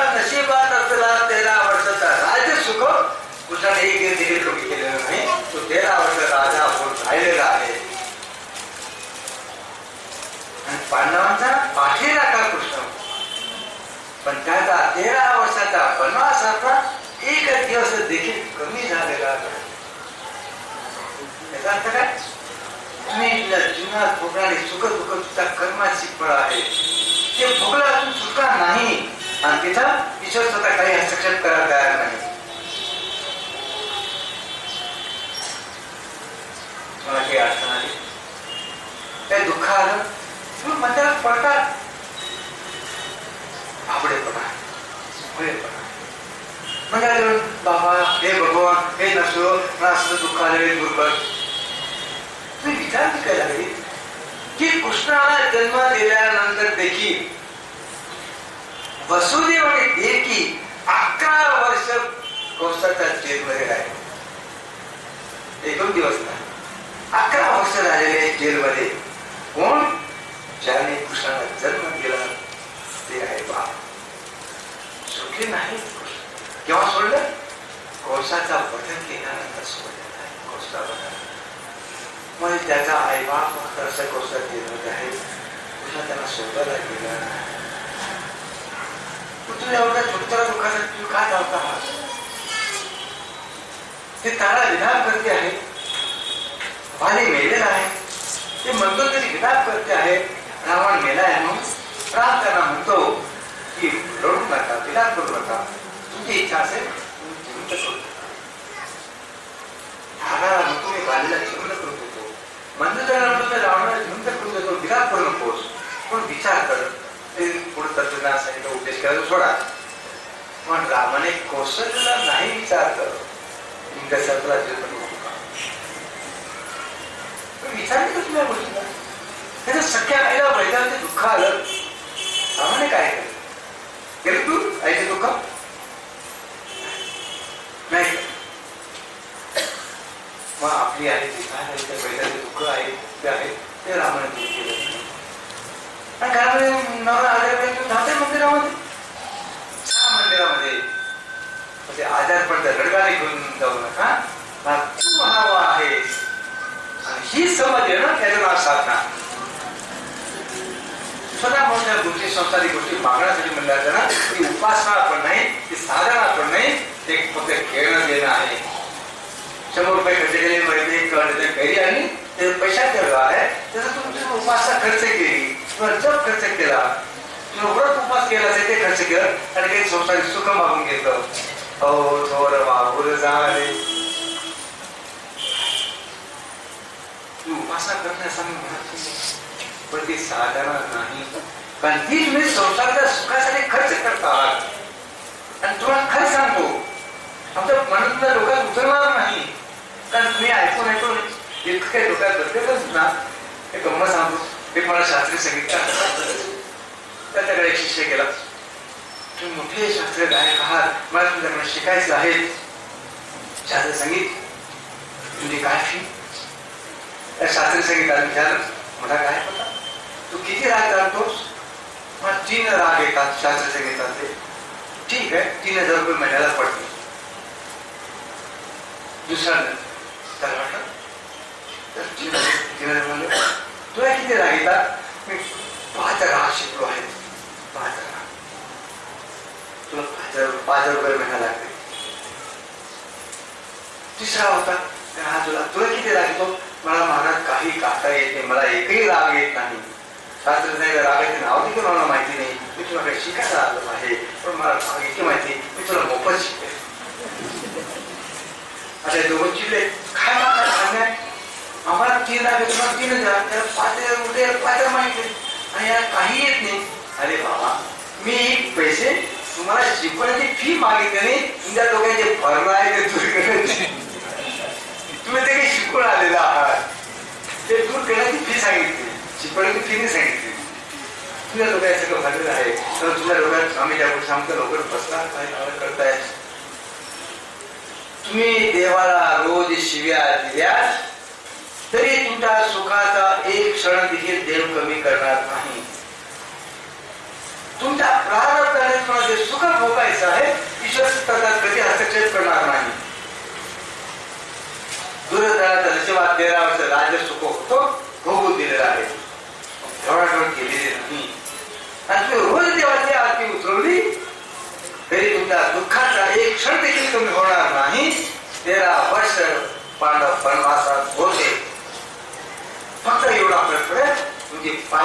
पुष्टी बदलेल. वनवास देखील सुखाचा पाहिजे. पुष्टी नसेल तर राजमध्ये देखील जंगल नसेल. उपासनाने म्हणजे पुष्टी फक्त बदलली पाहिजे. म्हणून तुलसीदास लिहितात रामचरितमानसमध्ये ते असं नाही म्हणत अयोध्यामध्ये राम आहे.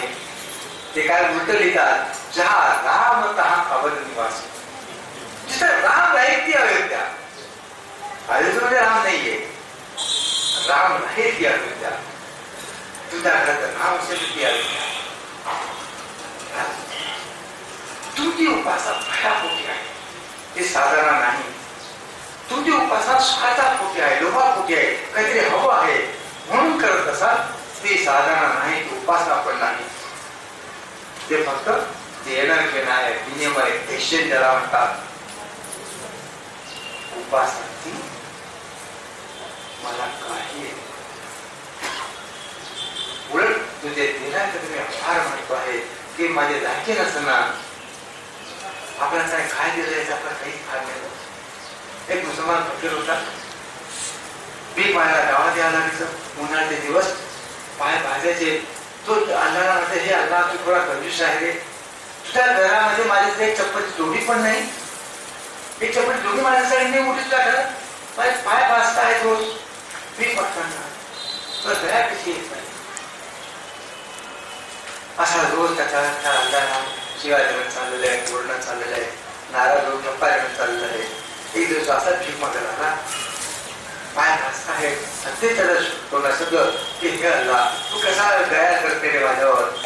तुझ्या घरात माझे सगळे पाय सगळी जोडी पण नाही असं म्हणतो आहे. आणि समोर एक माणूस दिसतो आहे, दोन्ही पुढ्या घेतलेल्या आहेत, त्याला पायच नाहीये. हे अल्ला मला माफ कर, मी तुला धक्का दिला. आता मी आभार मानतो, कमी तुम्हाला दोन पाय तर दिलेले आहे. आता दोन पाय पण नाही विचारला, तुम्हाला दोन पाय दिले आहे, मी आभार मानणार तो. आता तुमच्या जवळ जे आहे त्याचे आभार मानलेले आहे. तुझ्याजवळ जर नाही ते सांगत आहे, ते आमच्या दरबारात जातात, मंदिरात जातात, त्याच्या कोणाला उपास करतात. ते नाही तुझ्या कळते, ते मिळणार पण नाही. मिळणार पण नाही. तुझ्या नशिबात ते मिळणार पण नाही. आमच्याकडे एक तरुण मिळाला, कधी वाकड्या मारण्यात तू कशी मिळायचं विचारत होता. त्यासाठी मी असं मी तुझा सल्ला घ्यायला हवं नाही, कारण मला माहिती आहे तुम्ही एक स्वामीजी, तुम्ही मला सांगणार की अनैतिक आहे, हे योग्य नाही, तू असं करू नको, असं तुम्ही मला उपदेश देणार. त्यामुळे मी तुमचा सल्ला घ्यायला हवं, स्पष्ट प्रकट गोष्ट त्याची. पण तरी माझ्या मनात आलंय की तुम्हाला सांगावं, तुमच्या काळाला घालावं, म्हणून तो आलंय मी असं करणार आहे. कारण मला पैशाची खूप गरज आहे. ठीक आहे, तुला आमचा सल्ला नको आहे, तुला हे नाही सांगणार की तू एक करू नकोस, एक चुकीचं आहे, काय अनैतिक आहे, काय सांगायचं बाबा. तुझे मर्जी करायचे कर, फक्त एक वाक्य सांगतोस. पण एक फक्त सांग, हा इथं लोटा पडलेला आहे पाण्याचा, हा पाण्याचा लोटा घेऊन तू तलावावर गेला, नदी काठी गेला आणि समुद्राजवळ गेला. पाणी किती आणशी, पाणी किती आणणार. थोडा लोटा आहे, समुद्रात खूप काही पाणी आहे असेल, तू किती आणू शकशील. थोडा तुझा लोटा आहे, नदीत खूप पाणी आहे तलावापेक्षा, किती आणू शकशील. तुझा लोटा आहे. मग तुझ्या विषयाचे पैसे एवढेच तुला मिळणार आहे. तू सात्विक मार्गाने त्यात काम ठेव. तू चांगल्या मार्गाने ती चोरी करायची, कोणा खिस्सा का, तुला थोडेच पैसे मिळणार, ते तुझ्या नशिबात आहे. तुझा जेवढा लोट आहे तेवढं तुला पाणी मिळणार आहे. फक्त एवढं सांगतो. गेला 15 दिवसांनी परत आला, काम पकडे, मोठा वाचवलं. मी ते काही करता मी जेलमध्ये बोललो, काही खर्च काही केलं तर तुझ्या वाक्य रात्रभर डोक्यात फिरत आलो. तिथे पाणी आणणार, जेवढा लोट आहे का बाप का धर्माचरण करावे. जर तुझ्या नशिबात जेवढा पैशाच्या धर्माचरणाने पण मिळत असेल तर का अधर्माने जाता. अधर्माने मिळाला पैसा जेलमध्ये घेऊन जातो. तुम्ही एवढं पेपर वाचताय, काय म्हणताय. वासना इच्छा मर्यादा. म्हणून तुला सांगतो की तुझ्या नशिबात जे सुख आहे तुम्ही रोज ईश्वराला शिव्या दिल्या तरी ते एक क्षण देखील त्या सुखाचा तो दूर करणार नाही. तुझ्या नसवाचे दुःख आहे, रोज आरती उतरवली तरी ते तुम्ही म्हणाल बघा ती दृष्टी कुठं बदलू शकेल. त्या दुःखाने तुम्ही शांतीत राहू शकाल. दुःख बदलणार नाही, ती पाहिजे दृष्टी बदलणार. तुम्ही उपासना संसारातले दुःख दूर करण्यासाठी नाही आणि संसारातले सुख प्राप्तीसाठी नाही, अशी जर उपासना सुरू करा त्यावेळी समजा की तुम्ही साधनेला सुरुवात झालेली आहे. जोपर्यंत तुम्हाला ही दृष्टी येत नाही की आपण जे काही संसारासोबत दुःख भोगतो आहे ते मागच्या जन्माचं कर्माचं प्रारब्ध सोडून प्रार्थना भोगतो आहोत ते जर स्वीकारून घेतलं. आता मला सांगा, बँकेचा कॅशियर तुझा खूप जवळचा मित्र आहे, असे व्यवस्थित मित्र आहे.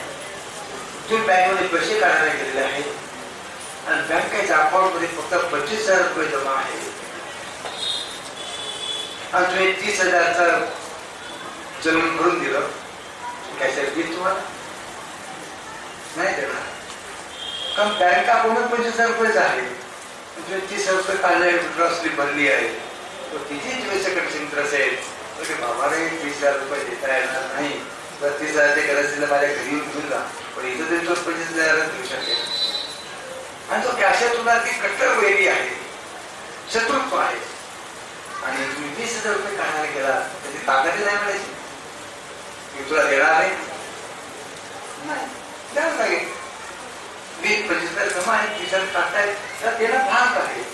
तुम्ही ह्या साध्या वेळाच्या गोष्टी तुम्ही लक्षात घेतल्या तर तुम्ही तुमची उपासना, तुमची आराधना, तुम्ही जे काही व्रत उपास करतात ते, जे काही जप करतात सत्संग करतात ते या सांसारिक गोष्टीसाठी कशा प्रकार खर्च करतात हे जर फार झालं, ही जर तुम्हाला समज आली तर समजा तुमची साधना. तुम्हाला पुन्हा सांगतो मी, तुम्ही जे काही करताय ती तुमची साधना आहे, फक्त तुम्हाला कळत नाही की तुम्ही साधना करीत आहात, न कळत करतात आणि म्हणून त्याचा परिणाम समोर येत आहे. समजा आपल्याला आळंदीला दर्शनाला जायचं आहे माऊलीच्या, इथून आळंदी किती दूर आहे? 25 किलोमीटर. तिथं सरळ गेलं खडकेवरून पुढे गेलं आळंदी 25 किलोमीटर दूर आहे आणि तुम्ही तिथेला पेटा नाही मला इकडे दूर करून जायचंच नाही, मी इकडं जाईल. काय होईल? 25,000 किलोमीटर चक्कर मारून आळंदीत पोहोचतात तर पोहोचायला आळंदीला फक्त दिशा तुम्ही उलटी गेली चक्रीला जायचं उत्तर चालत गेला तर पृथ्वी गोल आहे. चालत चालत चालत ते 25 किलोमीटर वर जायचं तर उलट्या दिशेला गेला तर 25,000 किलोमीटर चालत तुम्ही आळंदीला पोहोचणार. साधारण म्हणजे फक्त एवढंच आहे, दोन पद्धत बदल पुढे दिशा बदल म्हणजे 25,000 किलोमीटरचं चक्कर थांबतात. हे दृष्टी बदलणं त्यासाठी सत्संग. आता मला एक सांगा, हा जर लोटाभर पाणी पडलं आहे, याला धक्का लागला, हे पाणी खाली पडलं, कुठं जाईल पाणी? पाणी खाली पडलं तर कुठं आहे? उताराकडे. सोपं उतर सगळ्यांकडे उताराकडे. तो उताराकडे म्हणजे नेमकं काय?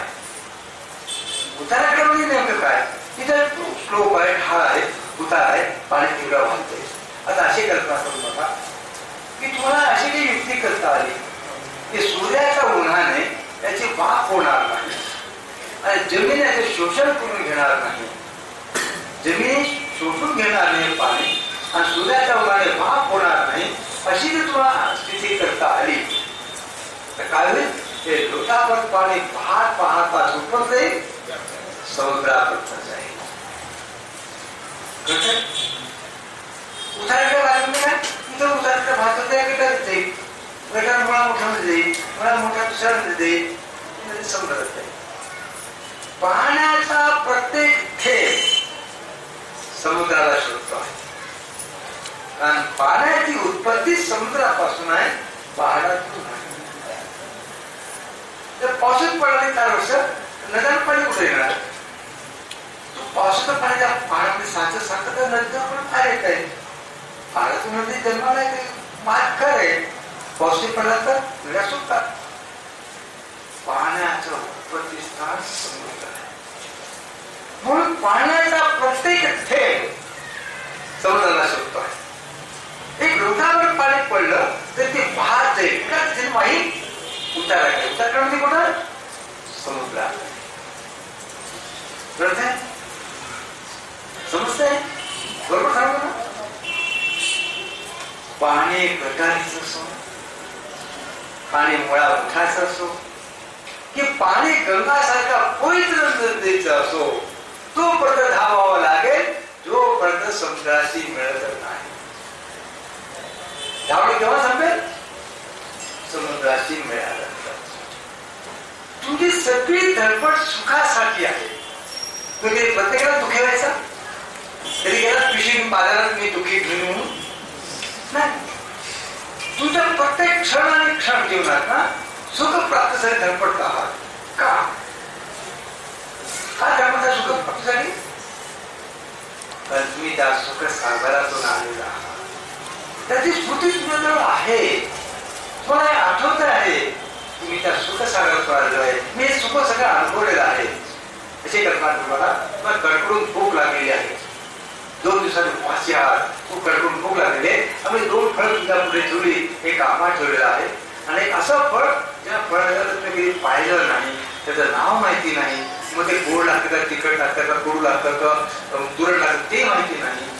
ते चांगलं आहे की विषारी आहे तेही माहिती नाही. असं एखादं फळ ते तुम्ही जाणत नाही. असं एक फळ तुझ्या समोर ठेवलं आणि एक आंबा ठेवला. कडकडून भूक लागलेली आहे. तुम्ही काय करा?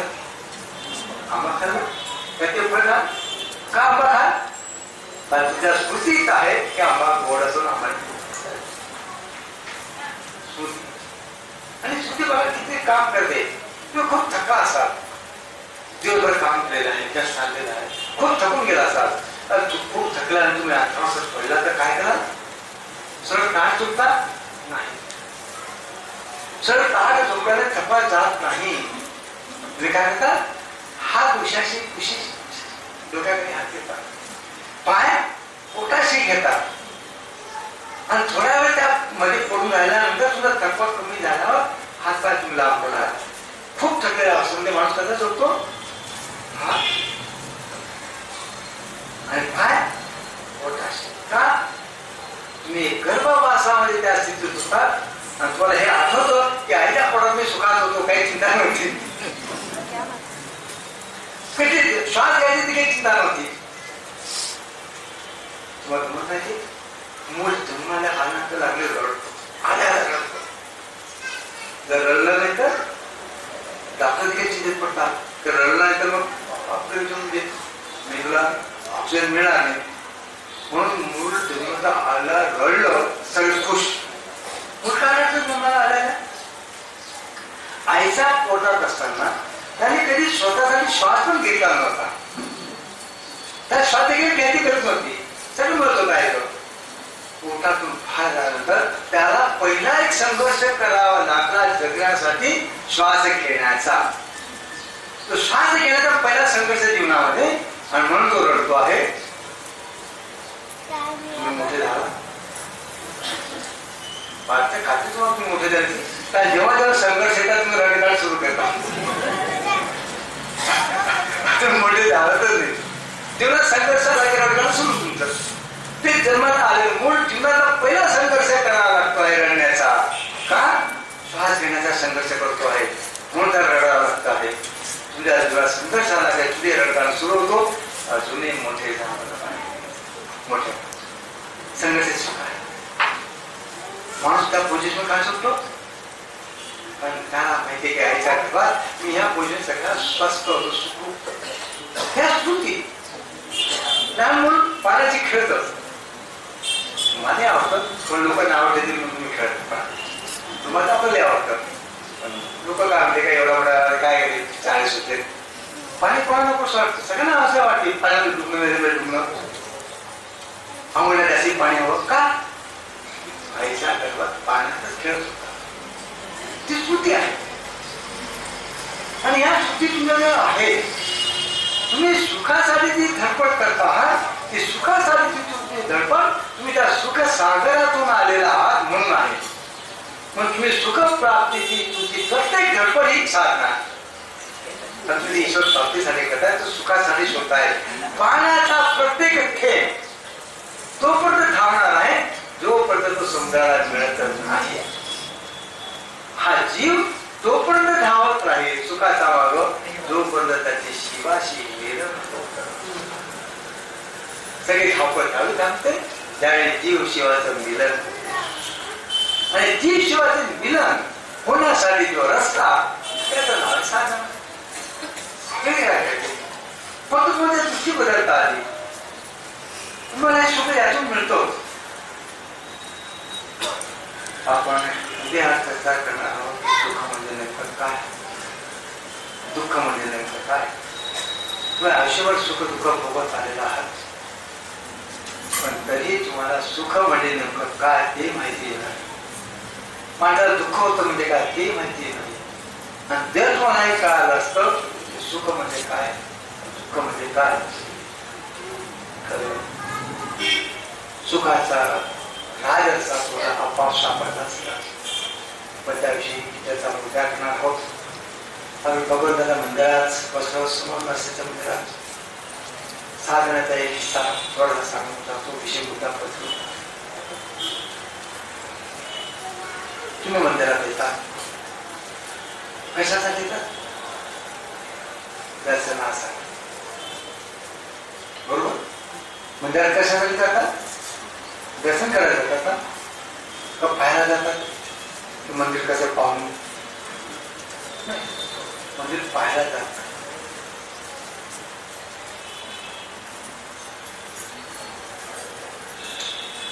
पुणे शहरात समजा एखादं म्युझियम असेल, प्राणी संग्रहालय असेल, ते तुम्ही दर्शनाला जाता का? तिथे काय करता? मंदिरात जातात त्यावेळी दर्शनाला जातात. म्युझियम बगीचा किंवा नवीन बिल्डिंग पाहायला जातात. बरोबर.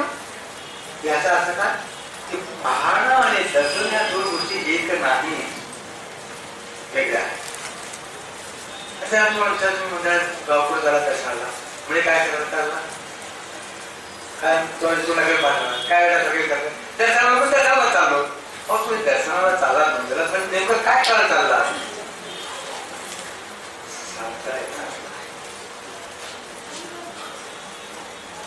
समजा एखाद्या कोणाकडे कोण सत्य उतरले असेल, कोणाकडे आमच्या ठिकाणी स्वामी उतरले, तुम्ही स्वामीला भेटायला जाता का? काय करत जातात? दर्शनाला जातात. आणि एखाद्या तुमच्या ओळखीच्याकडे तुझे कोणी नातेवाईक आले असेल तर काय करतात? नातेवाईकांना भेटायला जातात. आमच्या इथे नातेवाईक आहे दुसरे, ते त्याकडे उतरले जरा भेटून येतो. तुम्ही दुसऱ्या माणसांना भेटायला जाता काय काय म्हणता? भेटायला जायचं आहे. तिथं म्हणता का तुम्ही दर्शनाला जायचं? म्हणजे याचा अर्थ असतो की भेटणं आणि दर्शन या दोन गोष्टी वेगळ्या आहेत. पाहणं आणि दर्शन या दोन गोष्टी वेगळ्या आहेत. तर पाहणं आणि दर्शन दोन गोष्टी एकत्र असत्या तर तुम्ही मंदिर पाहायला गेले असते आणि बिल्डिंग दर्शनासाठी गेले असते. तसं नाही करत. मग आपण दर्शन शब्द फक्त दोनदाच वापरतो. मंदिरात जायचं असेल तर आणि संतांचा मग जर आम्ही विचारले दोनदा तुम्ही दर्शन शब्द वापरता मग दर्शन म्हणजे नेमकं काय? दर्शनाचा महिमा काय सांगतो. मग दर्शन म्हणजे काय? जगामध्ये 5 अब्ज लोकसंख्या आहे. 5 अरब काही जास्ती असेल माहिती. या 5 अरब पैकी 4 अरब लोकसंख्या ईसाई आणि इस्लाम लोकांची आहे, जे मूर्ती पूजा मानत आहे. 5 अब्ज म्हणजे 4 अब्ज मूर्ती पूजा न मानणारे आहेत. फक्त 1 अब्ज लोक हिंदू आहेत. म्हणजे 20% लोक जगाच्या लोकसंख्येच्या स्टॅटिस्टिकल संख्याशास्त्राच्या भाषेत सांगायचं तर फक्त 20% लोक हिंदू आहेत. आणि हिंदू लोकांमध्ये देखील आर्य समाजी, कबीरपंथी आणि अमुक पद्धत ते मूर्ती पूजा न मानणारे आहे. त्याची संख्या जर सोडली तर सगळ्या लोकसंख्येमध्ये फक्त 16% अल्पमत, फक्त 16% लोक अशी आहे, 100 ते 16 लोक जे मंदिरात दर्शनाला जातात. बरोबर कळतं का? पण गंमत अशी आहे, जगात सगळ्यात अधिक संत 16% झालेले आहेत. 84% संतांचा पत्ताच नाही आणि बोटामध्ये कधी सापडणार नाही. आणि इथं मूर्ती पूजा करणाऱ्या संतांची यादी करत बसला तर ज्ञानेश्वर माऊली पासून तर गोऱ्या थापणाऱ्या जनाबाईपर्यंत, आधी शंकराचार्यापासून तर धरण करणाऱ्या सखूबाईपर्यंत यादी करत बसला तर नोटबुक तुम्हाला बोलणार नाही. का फरक पडला? साधनाचा विषय सांगा. साधना म्हणजे नेमकं काय? तिथे त्यावर थोडायचं आलेला विषय बोलून थांबलो, कारण आताची वेळ होत आली आहे. साधना म्हणजे काय त्याचा दर्शन संबंधी सांगून मोकळा होतो. काहीतरी विशेष असला पाहिजे. त्या 84% लोकांमध्ये मूर्ती पूजा मानत नाही. त्या 84% संत जन्माला आलेले नाही. मोठा आहे. म्हणजे 16% अल्पमतातले लोक आहेत मंदिरात जाणारे, मूर्ती पूजा करणारे. अधिकतर संत या 16%तून पैदा झालेले आहेत. याचा अर्थ असा, यामध्ये काहीतरी रहस्य असले पाहिजे. ते रहस्य आपण समजून घ्यायचं आहे. कारण आपण शब्द वापरून सरावलेलो आहोत आणि भ्रमित झालेलो आहोत की आपण सगळं कळतं. दर्शन म्हणजे काय? हो, आपण माहिती दर्शन म्हणजे काय माहिती काय माहिती. आम्ही जर म्हणलं ओम म्हणजे काय माहिती का? एखाद्या पाश्चिमात्य माणसाला विचारलं ओम तुमच्या तोंडाकडे पाहिजे, महाराज कळालं नाही ओम म्हणजे काय. त्याला खरं माहिती नाही. तो ब्राह्मण पण नाही ओम म्हणजे काय माहिती नाही. आम्ही तुम्हाला म्हणतो तर ओम तुम्हाला माहिती ना, मला सगळं मला माहिती आहे. माहिती तुला सगळ्यांना काय माहिती? काही माहिती नाही. तर ओम म्हणजे काय जर कळालं तर जन्म माझं खरं समजलं की. फक्त ओम काय आहे जर खरोखर तुम्हाला कळालं तर पुनर्जन्म पुनर्जन्म तुम्हाला सगळं कळलं. फक्त तुम्हाला भ्रम झाला आहे की तुम्हाला कळतं. म्हणजे कसं, 4 मित्र एका पहाडावरच्या किल्ल्यावर जायला निघाले. डोंगरी केला, पहाड किल्ल्यावर. संध्याकाळ झाले मग पायथ्याशी थांबले. रात्री मुक्काम केला. सकाळी उठले, 2 जण लवकर आटोपलं ते पुढे चालायला निघाले आणि 2 जण खाली राहिले. थोडं वरती गेला त्यांच्या लक्षात आलं दोघांचा की अरे आपण कॅमेरा आणायला विसरलो. कॅमेरा खाली बॅगेत राहिला. आता कॅमेरा जर नाही आणला वगैरे फोटो पाठवणार नाही. काय करा, खाली जावा कोण एका दोघांमध्ये एका खाली जाण्यामध्ये मी बोलतो तर बोलून आवाज दिला, अरे एखादा कॅमेरा तुम्ही आणि ते बेबीच्या डोक्यापासून ओरडला. पण अंतर खूप होतं. अंतर खूप होतं आणि आवाज तिथं पोचला नाही. दुसरा मिनिट सांगतो तुला बुद्धी दिली, अक्कल निघलं. इतके ते दूर आहे ते ऐकू दे का ना. मग आम्ही पुन्हा खाली उतरू सांगितलं, जेव्हा बुद्धी दिली नाही म्हणून खाली कधी काय करायचं, खाली उतरायचं नाहीये. आवाज तिथं पोचते. मग मी करतोय काय, आपला काय टेलिस्कोप आहे ना, हा टेलिस्कोप डोळ्याला लाव, ते समोर दिसतील. त्याला दुसरं हळू सांगितलं तरी कळेल. हा टेलिस्कोप डोळ्याला लावा तिथं दिसेल जवळ. म्हणून सांग कॅमेरा घेऊन या. तुम्ही डोळ्याला शब्दाच्या टेलिस्कोप करून ठेवलेला आहे. म्हणून मला भ्रम होते की ओम म्हणजे काय तुम्हाला कळतो. मला भ्रम मला होतं की दर्शन म्हणजे काय तुम्हाला कळतं. हा फक्त टेलिस्कोप त्या खेळात दिसतं समोर, समोर काहीच नाही आहे. ते तिथं जितकं दूर आहे तिथं दूर आहे. फक्त तुम्ही भ्रमित झालेला आहात. पुन्हा सांगतो, तुम्ही दर्शन सुद्धा आपल्या तोंडाला वापरतात. मंदिरात आणि संतांच्या जातात, दुसऱ्यांना भेटण्यासाठी जातात, बगीचा म्युझियम पाहण्यासाठी जातात. पाहणं आणि दर्शन, भेटणं आणि दर्शन यात अंतर असलं पाहिजे. ते अंतर नेमकं काय?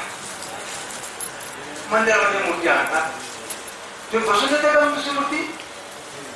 नाही. काय करतात? प्राण प्रतिष्ठा करतात. मंदिरामध्ये मूर्ती प्राण प्रतिष्ठा होते. प्राण प्रतिष्ठा म्हणजे काय? त्या परमेश्वराला, त्या ईश्वरी चेतनाला आवाहन केलं जातं की हे भगवंत, तू आमच्या कल्याणासाठी तुझी चेतना या मूर्तीत उतरू दे. आमच्या कल्याणासाठी तुझी जी चैतन्य शक्ती आहे, ती चैतन्य शक्ती या मूर्तीत उतरू दे. ही प्रार्थना म्हणजे प्राण प्रतिष्ठा. दुसरी मोठी मंदिरात ठेवली जाते, प्राण प्रतिष्ठा केली जाते. ही प्राण प्रतिष्ठा 3 तऱ्हेने होते. हे निर्दोष कर्मकांड करून ब्राह्मण, पुरोहित, यजमान प्रार्थना किती पद्धतीने होतं. हरे राम बोलणं नको. दुसरं लोकांच्या श्रद्धे त्या मंदिरात अधिक लोक येत राहतील, त्या श्रद्धेने आपोआप ती चेतनता मजबूत करते. आणि तिसरं एखादा सिद्ध पुरुषात ज्याची चैतन्य शक्ती उतरली आहे त्याचा नुसता स्पर्श त्याच्यात आहे त्याच्यामध्ये मग स्पर्श केली ती ट्रान्सफर केली ती त्याने प्राणप्रतिष्ठा होते. आणि त्या मोठी जर प्राणप्रतिष्ठा केली जाते मग तुम्ही त्या मंदिरात केला आता मध्ये विषय बदलून आम्ही तुम्हाला लालच देतो आहोत 100 रुपये इनामाची. कशासाठी ते सांगतो. तुम्ही मंदिरात जातात घंटा वाजवतात कशाला वाजवतात. मग ईश्वराचे ढोरबेल आहे बाबा उठले मी आलो आहे त्याचा दगड ढोरबेल नाही ना मग घंटा कशासाठी वाजवतात. आणि आम्ही जर तुम्हाला म्हणालो की तुम्हाला घंटा वाजवता देत नाही तसं आम्हाला वेळा करा. हो स्वामी लोकांनी काही पाठ झाले घंटा वाजवता होता वाजवता येतो म्हणजे का खरं सांगतो तुम्हाला घंटा वाजवता येत नाही. घंटा कशासाठी वाजवायची हे तुम्हाला माहिती नाही का वाजवता घंटा. हा आता तुम्हाला मी चॅलेंज करतो की तुम्ही दोन्ही डोळे उघडे ठेवून सुईमध्ये दोरा ओढून टाका. 100 रुपये ना काय काय म्हणते जाईल. दोन्ही डोळे उघडे ठेवायचे सुईच्या नाक्यातून दोरा आत ओढायचा आहे. 100 रुपये देतो आहे का आहे पण ती शोधायची काय का रात्री सार मंदिरात जाता घंटा वाजा कशी वाजा तो घंटाचा ध्वनी फक्त एका कानाने ऐकायचा प्रयत्न करा. असं समजा की देवाने तुम्हाला 2 कान दिलेलेच नाही फक्त एकच कान आहे आणि एका कानाने तो घंटा नावाचा तुम्ही ऐकायचा प्रयत्न केला तर काय होईल तुमच्या मनामध्ये दुसरा कुठलाही विचार राहणार. खरंबरासाठी तुम्ही निर्विचार व्हाल. तुम्ही निर्विचार व्हावं म्हणून ही ऋषींनी केलेली युक्ती आहे. तुम्हाला सगळं विचार चाललेलं असत म्हणजे त्याचा तुम्हाला शांतीने मनामध्ये विचार आहे. आता मी समजून विषय थोडा कठीण मला कळत आहे. कोणतीही क्रिया मन आणि इंद्रिय यांच्या संयोगाने घडते. कुठली क्रिया मन आणि इंद्रिय हे दोन्ही एकत्र आले तरच क्रिया घडते. समजा तुम्ही विचारत आहात डोळे उघडे आहे समोर कोणतरी गेला का तुम्ही का पाहिलं का नाही पाहिलं का लक्षात डोळे उघडे होते का नाही दिसला कारण डोळ्याच्या जवळ मन नव्हतं. दिसेल केव्हा डोळ्याच्या माग मनचे सत्ता असेल तर दिसेल. तुम्ही जागे आहात किंवा गुलाबाला फुल दिलं कळेल सुगंध आहे शेणाचं पोप दुर्गंध आहे कळेल किंवा जागे आहात तर नाकाजवळ मन आहे तर झोपेला मात्र गुलाबाच्या पुण्या नाकाशी काही शेणाचे पोट येते काय करणार आहे कळणार आहे का नाकाजवळ मन नाही. तुमचं जर मन पायाशी जुळलेलं असेल तर तुम्हाला चालता येणार नाही. तुम्ही नसाल चालता पण तुम्हाला हे पाहणे की तुझ्या मन सगळं पायाशी जुळलेलं आहे म्हणून गर्दी आहे की बरोबर ते वळतात बरे गप्पा मारतात पण नक्कीच की आपल्या गल्लीत वळायचं. जर पायाकडनं मन बाजूला झालं तर तुम्ही गल्ली राहून बाजूला मंदिरात पुढे निघून जा. कोणतीही क्रिया मन आणि इंद्रिय यांच्या संयोगाने घटित होते. पाहणं ही एक क्रिया आहे स्पर्शी डोळ्याने. भेटणं एक क्रिया आहे तुम्ही. दर्शन मनाची अक्रिय अवस्था आहे नॉन डुईंग स्टेट. दर्शन म्हणजे काय नॉन डुईंग स्टेट.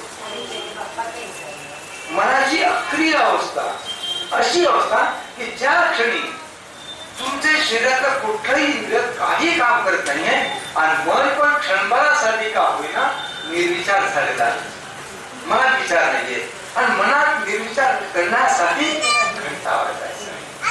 घंटा एका कानाने ऐका 2 कानाने नाही एका कानाने ऐका मनामध्ये कुठलाही विचार होणार आणि मग तो घंटा सोडून द्या वाजायचं आणि मग त्या मूर्तीकडे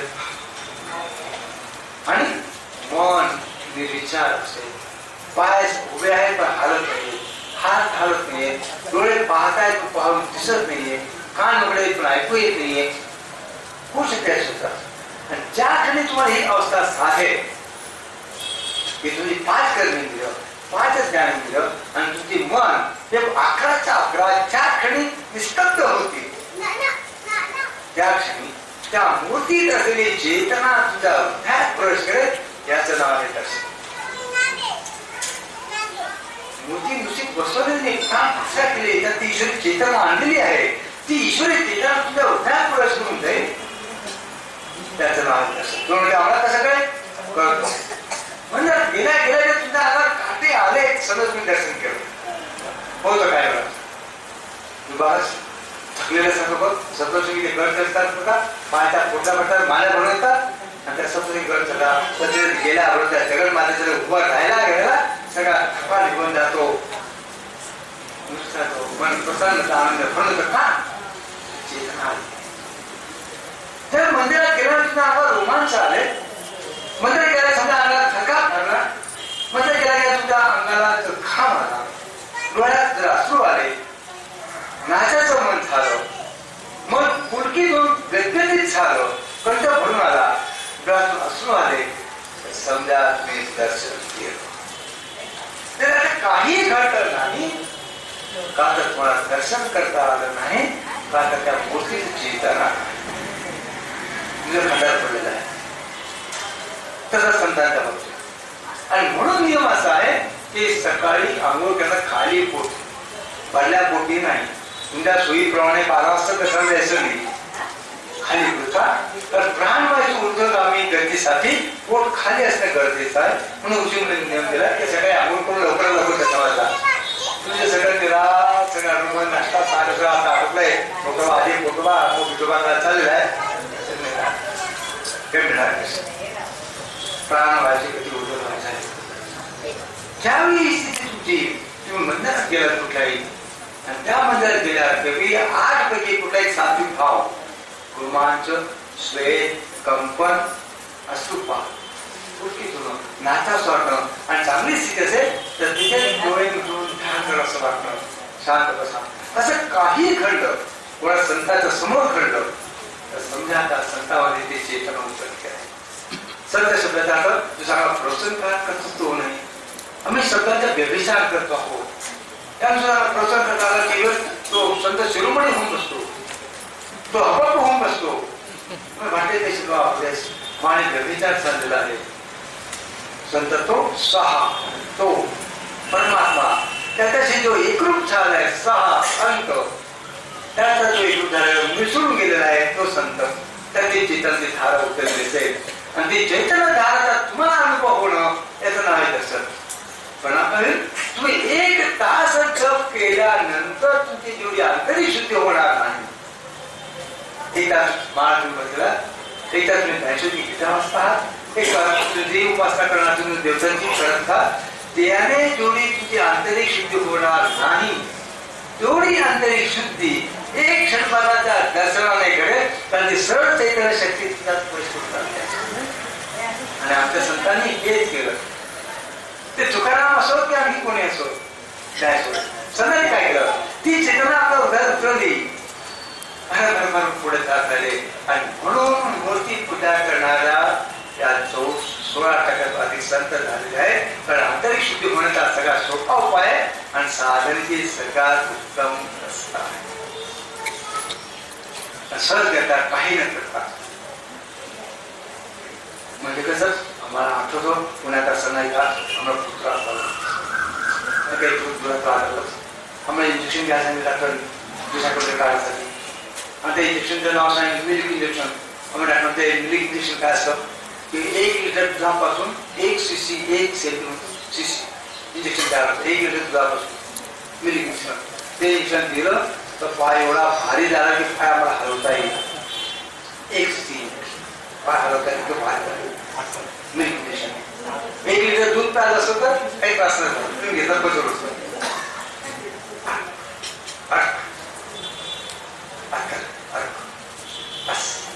तुमच्या 1 तास जपाने उपासने जी आंतरिक शुद्धी होणार, ती आंतरिक शुद्धी क्षणभरासाठी ते चैतन्य तुझा अवतार प्रश्न मुलं.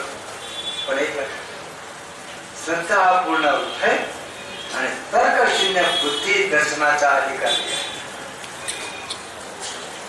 हृदयात श्रद्धा आहे आणि बुद्धीत तर्क नाही तर दर्शन करता येईल. बुद्धीमध्ये तर्क आहे, हृदयात श्रद्धा नाही तर दर्शन करणार नाही. पाहून या, मंदिर पाहून या, मूर्तीला पाहून या, संताला पाहून या. काय होती का, गोड होते, जाड होते का, बारीक होते, मुंडण होता का, झाली होती, पाटे कपडे का, गेला होता, पाहून या. दर्शन नाही करणार, दर्शन नाही करणार, पाहायला जातात. संतांनी पाहून येतात म्हणून स्वामी पाहायला वाटतं म्हणून नाही, फक्त दाढी पाहिजे पडत होते. तो सगळी दाढी सांगते जसं आम्हाला सगळ्या म्हशी सारख्याच वाटतात. दोन ओळखते तुम्ही शेतकऱ्या ओळखते, आपल्या सगळ्या म्हशी सारख्याच दिसतात. आपण नाही कळत म्हशी करत बस नाही. तो दर्शन नाही करतात, मंदिरात करताय. तुम्ही सुदैव आहात. महाराष्ट्रामध्ये असे अनेक चैतन्य स्थान आहेत, अनेक चैतन्य स्थान आहेत. सप्तशृंग आहे, महालक्ष्मी आहे, ज्ञानेश्वर अनेक संतांचे मंदिर समाज आहे, देवपुरा समाज आहे आणि छोटी मोठी मंदिर सगळी ठिकाणी. प्रत्येक मंदिर 5 प्रतिष्ठा होते, पण येणाऱ्या भक्तांमुळे त्याची तीव्रता अधिक वाढते. त्याविषयी भावाला कारण हजारो भक्त दर्शन करतायत. त्या पंढरपूरला हजारो भक्त, इथे जर हजारो भक्त यायला लागली, ही मूर्ती चेतना तुम्हाला प्रभावित करू शकते. मंदिरात दर्शनाचा भक्तांचा यावर आवडत ती चेतना ध्यान सहज हे आचरण आहे. हरिओ